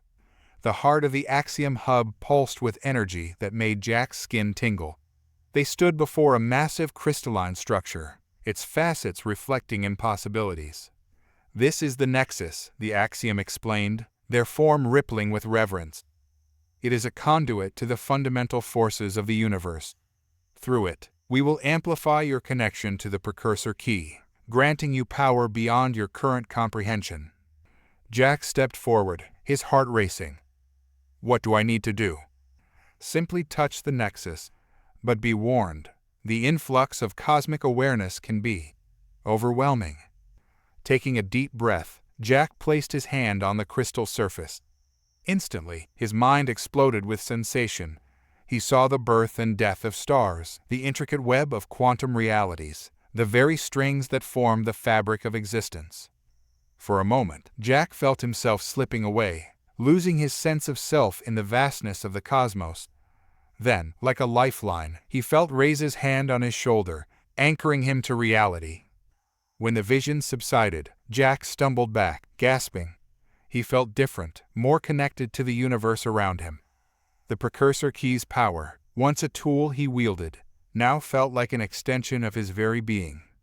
Incredible, he breathed, looking at his hands as energy crackled between his fingers. The axiom's form pulsed with approval. You have taken the first step. Now, we must prepare you for the challenges ahead. Over the next few days, Jack and his team underwent intensive training. The axiom taught them to navigate the complexities of higher dimensional space, to manipulate quantum probabilities, and to tap into the hidden energies that permeated the cosmos. During a rare moment of rest, Reyes approached Jack, concern etched on her face. Jack, are you sure about this? The power we're dealing with, it's changing us. Jack nodded, understanding her worry. I know, but we don't have a choice. Blackwood and his followers are out there, misusing the precursor tech. We have to stop them, whatever the cost. As their training neared its end, the axiom called them to the observatory. The holographic displays showed a troubling scene. Earth, surrounded by a shimmering field of distorted space-time. Blackwood has activated a planetary shield, the axiom explained. It's crude, but effective. No conventional force can penetrate it. Jack studied the display, his enhanced senses picking up details he would have missed before. But we're not conventional, are we? We can slip through the cracks in reality. The axiom's form brightened. Precisely. But be warned, your actions will have consequences. The more you use these cosmic powers, the more you risk drawing the attention of other forces. What kind of forces? Chen asked, speaking up for the first time in hours. The axiom's form darkened ominously. There are entities in the cosmos that feed on disruptions in reality. Your conflict may draw their gaze. Be cautious. Jack nodded, feeling the weight of responsibility settle even heavier on his shoulders. Understood. So, what's our next move? We've detected a weakness in Blackwood's defenses, the axiom said. A research facility on Mars where they're experimenting with the precursor technology. Disable it, and you may be able to create an opening in the shield around Earth. Jack turned to his team, determination in his eyes. All right, you heard them. We have a mission. It's time to remind Blackwood and his followers why humanity earned its place among the stars. As they prepared to leave, the axiom had one final warning. Remember, Jack Hawkins, power can corrupt, even with the best intentions. Stay true to your humanity. It is your greatest strength. With those words echoing in his mind, Jack led his team back to the Starchaser. As they departed the Axiom hub, he couldn't shake the feeling that they were embarking on a journey that would either save humanity or change it forever. The fate of Earth, and perhaps the entire cosmos, now rested in their hands, and Jack Hawkins was determined not to let the universe down. The red surface of Mars loomed before them as the Starchaser dropped out of its reality-bending jump. Jack stood on the bridge, his enhanced senses picking up distortions in the fabric of space around the planet. There, he said, pointing to a seemingly empty patch of sky. The research facility is cloaked, but I can see the ripples it's causing in space-time. Chen nodded, her fingers dancing across the console. Inputting coordinates now. How do you want to approach this, sir? Jack considered for a moment. We can't risk a direct assault. They'd see us coming and alert Earth. We need to be subtle. Reyes raised an eyebrow. Subtle, with the power we're wielding. Exactly, Jack said with a grim smile. They'll be looking for big energy signatures. We'll go in small. Using their newly acquired abilities, Jack, Reyes, and Chen phased their bodies to match the quantum frequency of the cloaking field. They stepped out of the Starchaser, their forms shimmering and translucent. As they approached the hidden facility, Jack could sense the precursor technology pulsing within. It called to him, a siren song of cosmic power. Remember, he warned his team, we're here to disable their research, not to engage unless absolutely necessary. They slipped through the facility's walls, their phased forms passing through matter as if it were mist. Inside, they found a hive of activity. Scientists and soldiers worked feverishly around pieces of precursor tech, oblivious to the intruders in their midst. Jack led them to the central research chamber, where a familiar face made his blood run cold. Dr. Emily Sato, once his trusted xenobiologist, now stood before a pulsing precursor artifact, her eyes gleaming with an unnatural light. She's connected to it, Jack whispered, his enhanced senses picking up the energy flows between Sato and the artifact. Whatever they're doing here, she's the key. Reyes nodded towards a bank of computers. If we overload their systems, it might disrupt her connection and buy us time to neutralize the artifact. Jack agreed, and they set to work. As Chen began the delicate process of overloading the facility's power grid, Jack focused on the artifact itself. He reached out with his mind, trying to understand its purpose. Suddenly, Sato's head snapped up, her gaze locking directly onto Jack despite his phased state. I can sense you, Hawkins, she said, her voice echoing with otherworldly power. Did you think your new tricks would be enough to hide from us? Alarms blared as their presence was detected. Jack knew their element of surprise was gone. Chen, Reyes, finish the job. I'll hold them off." As soldiers poured into the chamber, Jack let his physical form fully materialize. He raised his hands, cosmic energy crackling between his fingers. "Emily, stop this madness. You don't know what you're dealing with."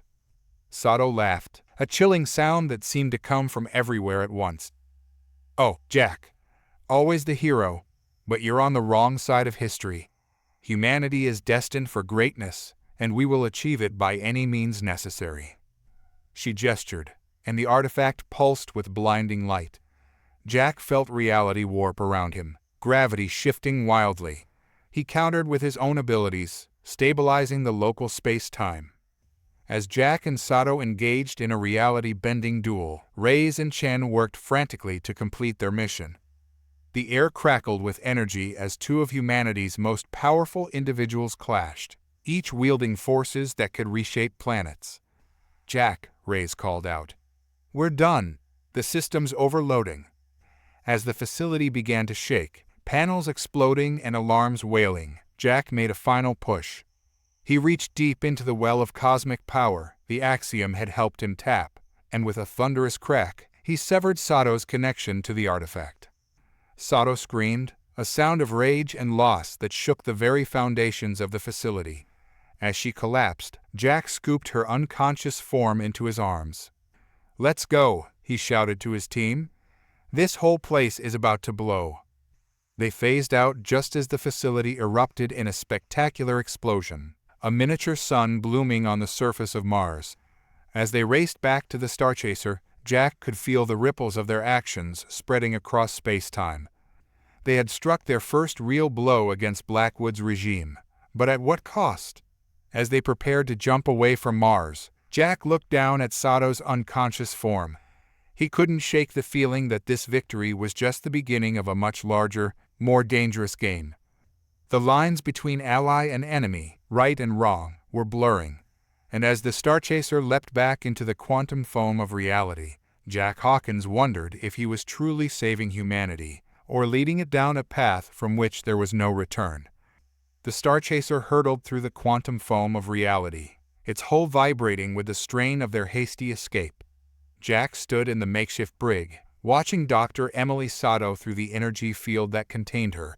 She was still unconscious, her face troubled even in sleep. "What happened to you, Emily?" Jack muttered, his enhanced senses picking up residual energy signatures from her encounter with the precursor artifact. Reyes entered, her face grim. "Jack, we've got a problem. That explosion on Mars, it didn't just destroy the facility. It's caused some kind of chain reaction in the precursor network." Jack's blood ran cold. "How bad?" "Bad enough. Quantum fluctuations are rippling across the solar system. If we don't stabilize them soon, we could be looking at tears in the fabric of space-time." Jack nodded, his mind racing. "We need to get back to Earth, confront Blackwood directly. But first, we need information." He glanced at Sato. "And I think I know how to get it." Using his newfound abilities, Jack carefully probed Sato's mind. He found it a chaotic swirl of fragmented memories and cosmic awareness. Carefully, he began to piece together the truth. Blackwood hadn't just staged a coup. He'd made a deal with something ancient and terrible, an entity that had whispered to him through the precursor artifacts, promising power and galactic dominance in exchange for something. The details were hazy, obscured by layers of deception and madness. As Jack withdrew from Sato's mind, she stirred, her eyes fluttering open. For a moment, they were clear, free from the otherworldly light that had possessed them on Mars. "Jack," she whispered, her voice weak. "What? What have I done?" Before he could respond, alarms blared throughout the ship. Chen's voice came over the intercom, tight with urgency. "Commander, we've got multiple hostiles incoming. Earth Defense Force ships, but, sir, they're wrong somehow." Jack rushed to the bridge, leaving Reyes to watch over Sato. The view outside was chaos. EDF ships approached, but they were twisted, their hulls warped by forces beyond human comprehension. "My God," Jack breathed. "Blackwood's deal, it's changing them." As the corrupted ships opened fire, reality itself seemed to buckle around their energy beams. Jack reached out with his mind, creating a bubble of stabilized space-time around the Starchaser. Chen, evasive maneuvers. Raise, I need you on weapons. The battle that ensued was like nothing any of them had ever experienced. Ships phased in and out of reality, weapons fire distorted space and time, and at the center of it all, Jack Hawkins fought to keep his small crew alive. Using every trick the Axiom had taught him, Jack bent probability fields, created micro-wormholes to redirect enemy fire, and even managed to phase an entire enemy cruiser out of sync with normal space-time. But it wasn't enough. The corrupted EDF ships kept coming, their attacks growing more reality warping with each passing moment. "We can't keep this up," Reyes shouted over the din of battle. "We need an exit strategy." Jack's mind raced. They couldn't run, not with the fate of Earth and possibly the entire galaxy at stake. Then, an idea struck him. A dangerous, possibly suicidal idea. "Chen, plot a course for Earth. Straight through their blockade." "Sir?" Chen's voice was incredulous. "That's impossible. Their planetary shield." "Trust me," Jack said, his voice filled with a confidence he didn't entirely feel. "I'm going to open a way." As the Starchaser turned towards Earth, Jack closed his eyes, reaching deep into the well of cosmic power within him. He thought of Earth, of humanity's potential, of the delicate balance of the universe. With a surge of will, he stretched out his consciousness, searching for the frequency of Blackwood's shield. The corrupted ships fired everything they had, reality twisting around the Starchaser. But Jack held firm, his mind becoming one with the cosmic forces that shaped the universe. Just as it seemed they would be torn apart, Jack found what he was looking for.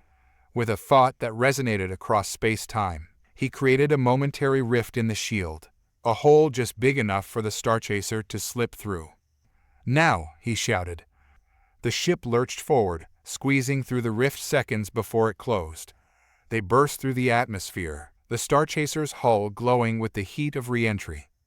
As they plummeted towards the surface, Jack allowed himself a moment of grim satisfaction. They had made it back to Earth against impossible odds. But he knew the real battle, the fight for humanity's very soul, was just beginning.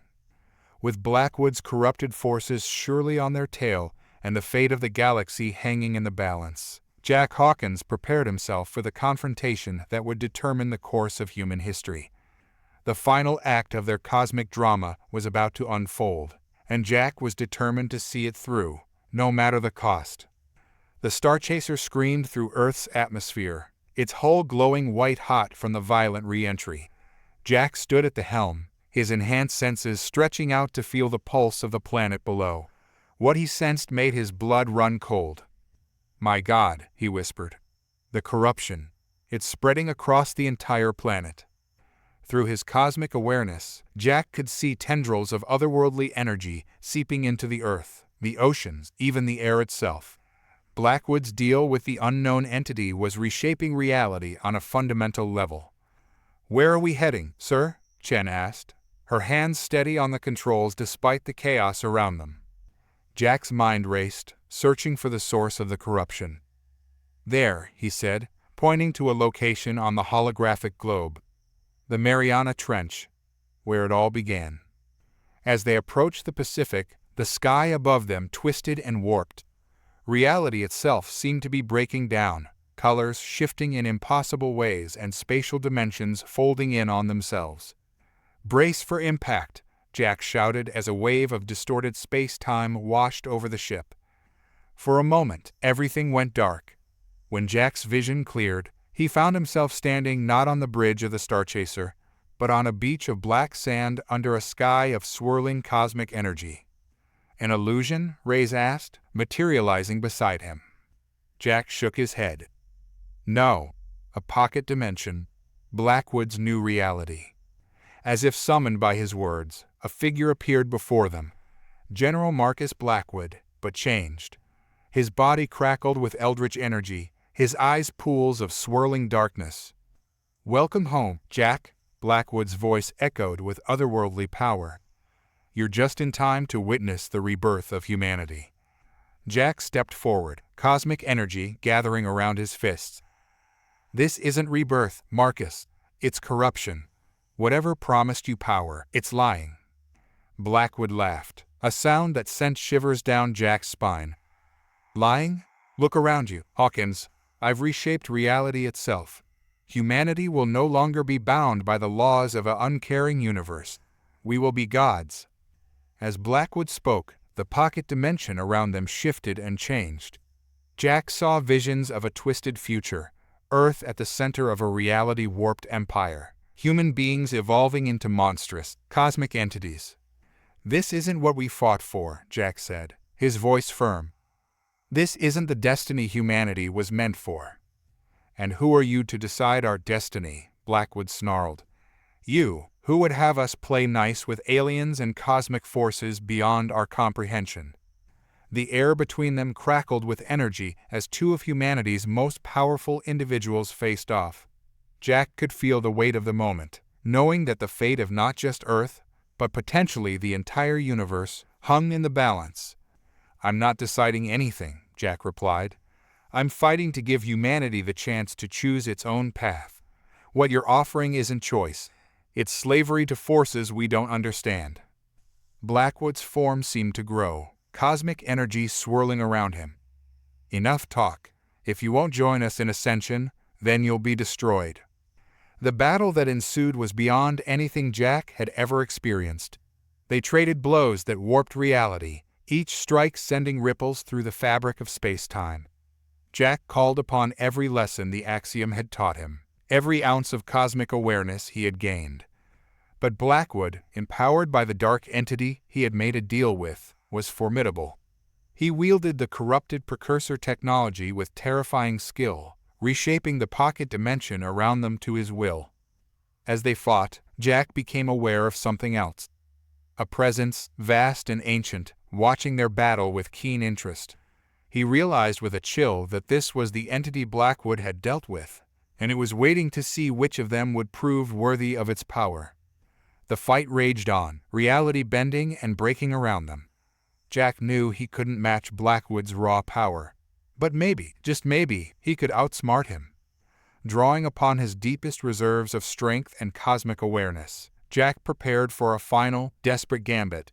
The fate of Earth, of humanity, of the very fabric of reality itself, would be decided in the next few moments. And as he faced down the corrupted form of Marcus Blackwood, Jack Hawkins steeled himself for the most important battle of his life. The fabric of reality groaned under the strain of their cosmic duel. Jack and Blackwood clashed in a maelstrom of energy, each blow threatening to tear apart the pocket dimension around them. But Jack knew he couldn't win through brute force alone. As Blackwood launched another reality-warping attack, Jack didn't dodge. Instead, he opened himself fully to the cosmic awareness the axiom had granted him. Time seemed to slow as he perceived the underlying structure of Blackwood's power. "That's it," Jack muttered, a plan forming in his mind. He allowed Blackwood's attack to hit him, but instead of resisting, he let the energy flow through him. Jack became a conduit, channeling the corrupted power back into the fabric of the pocket dimension itself. Blackwood laughed, believing he had the upper hand. "Give up, Hawkins. You can't hope to match my power." But Jack wasn't trying to match it. He was redirecting it, using Blackwood's own energy to unravel the pocket dimension from within. Cracks began to appear in the air around them, reality itself starting to buckle. "What? What are you doing?" Blackwood's voice held a note of uncertainty for the first time. Jack met his gaze, determination burning in his eyes. "Showing you the truth, Marcus. The power you think you control, it's controlling you." With a final push, Jack completed his manipulation. The pocket dimension shattered like glass, and they found themselves back in the real world, hovering above the churning waters of the Mariana Trench. Blackwood screamed in rage and disbelief as his carefully constructed reality crumbled around him. But Jack wasn't done. He reached out with his mind, connecting to the precursor network that spanned the galaxy. "You wanted to reshape reality, Marcus? Let me show you what that really means." Drawing upon the full power of the precursor key and his own cosmic awareness, Jack began to undo the corruption that had spread across Earth. It was like unraveling an impossibly complex knot, each strand of twisted reality carefully teased apart and restored. Blackwood fought back, trying to maintain his hold on the corrupted power. But Jack had the advantage now. He wasn't fighting alone. He could feel the support of his team, the silent encouragement of the Axiom, and something else. The collective will of humanity itself, rejecting the false ascension Blackwood offered. As the corruption receded, Blackwood's form began to change. The eldritch energy that had transformed him flickered and faded. "No!" he shouted, his voice losing its otherworldly echo. "You don't understand what you're giving up." Jack didn't relent. "I understand perfectly. We're giving up a false godhood for the chance to grow on our own terms." With a final, monumental effort, Jack purged the last of the corruption from Earth. The sky cleared, the unnatural energies dissipating like mist in the morning sun. Blackwood, now fully human again, fell to his knees on the deck of a ship that had appeared beneath them, the Starchaser, restored along with the rest of reality. As Jack's team materialized around him, he felt the presence he had sensed earlier, the vast, ancient entity that had been watching their battle. Its attention focused on him with an almost palpable weight. "Well done, human," a voice echoed in Jack's mind, carrying with it the weight of eons. "You have proven yourselves. Interesting. We will be watching your future development with great anticipation." The presence faded, leaving Jack with the unsettling feeling that they had passed some cosmic test they hadn't even known they were taking. Reyes approached, looking at the defeated Blackwood. "It's over." Jack nodded, exhaustion finally catching up with him. "This battle is, but something tells me our adventures in the cosmos are just beginning." As they secured Blackwood and prepared to return to a world forever changed by recent events, Jack Hawkins knew that humanity's place in the universe had been irrevocably altered. They had faced cosmic powers and emerged victorious, but at what cost? And what new challenges awaited them in the vast, mysterious cosmos? Whatever the future held, Jack was certain of one thing: humanity would face it on their own terms, masters of their own destiny among the stars. The weeks following the confrontation with Blackwood were a whirlwind of activity. As Earth grappled with the aftermath of the reality-warping events, Jack and his team worked tirelessly to restore order and explain the inexplicable to a world forever changed. Standing before the United Nations Security Council, Jack took a deep breath. The eyes of the world were upon him, billions watching the live broadcast of this historic moment. "Ladies and gentlemen," he began, his voice steady despite the weight of responsibility on his shoulders, "the events of the past months have irrevocably altered our place in the cosmos. We've seen wonders and terrors beyond imagination, and we've emerged stronger for it." He paused, letting his words sink in. "But with this new strength comes great responsibility. We've been given a chance to shape our destiny among the stars, to become a force for good in a universe far vaster and more complex than we ever imagined." As Jack spoke, holographic displays showed scenes from their recent adventures: the Axiom hub, the battle over Mars, the final confrontation with Blackwood. The world watched in awe as the full scope of what had transpired was revealed. "I stand before you today not as a conqueror or a savior, but as a fellow human being who has seen the potential that lies within us all. We have the power to reshape reality itself, but our greatest strength lies not in cosmic energies or advanced technology. It lies in our humanity, our compassion, our curiosity, our unyielding spirit in the face of adversity." Jack's gaze swept across the assembly, making eye contact with leaders from around the world. "I propose the formation of a new organization, the Cosmic Concordat. Its mission will be to guide humanity's growth as a galactic civilization, to foster peaceful relations with alien species, and to safeguard reality itself from threats that transcend our current understanding." Murmurs rippled through the assembly as Jack's proposal sank in. He could sense the mix of excitement and trepidation in the room. Humanity stood at a crossroads, and the path they chose now would echo through the cosmos for eons to come. "We have allies out there," Jack continued. "Beings like the Axiom who see our potential and are willing to guide us. But we also have challenges ahead, cosmic forces beyond our current comprehension, species that may not have our best interest at heart, and the ever-present risk of our own human nature leading us astray." He straightened, his voice filled with determination. "The choice before us is clear. We can retreat from the galactic stage, hiding behind the shield of our own world, or we can step forward boldly into a future filled with infinite possibilities.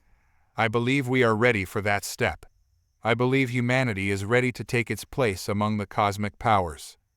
As Jack concluded his speech, the chamber erupted in applause. The vote that followed was nearly unanimous. Earth would embrace its new role in the galaxy, with the Cosmic Concordat at the forefront of this new era. In the days that followed, Jack found himself at the center of a whirlwind of activity.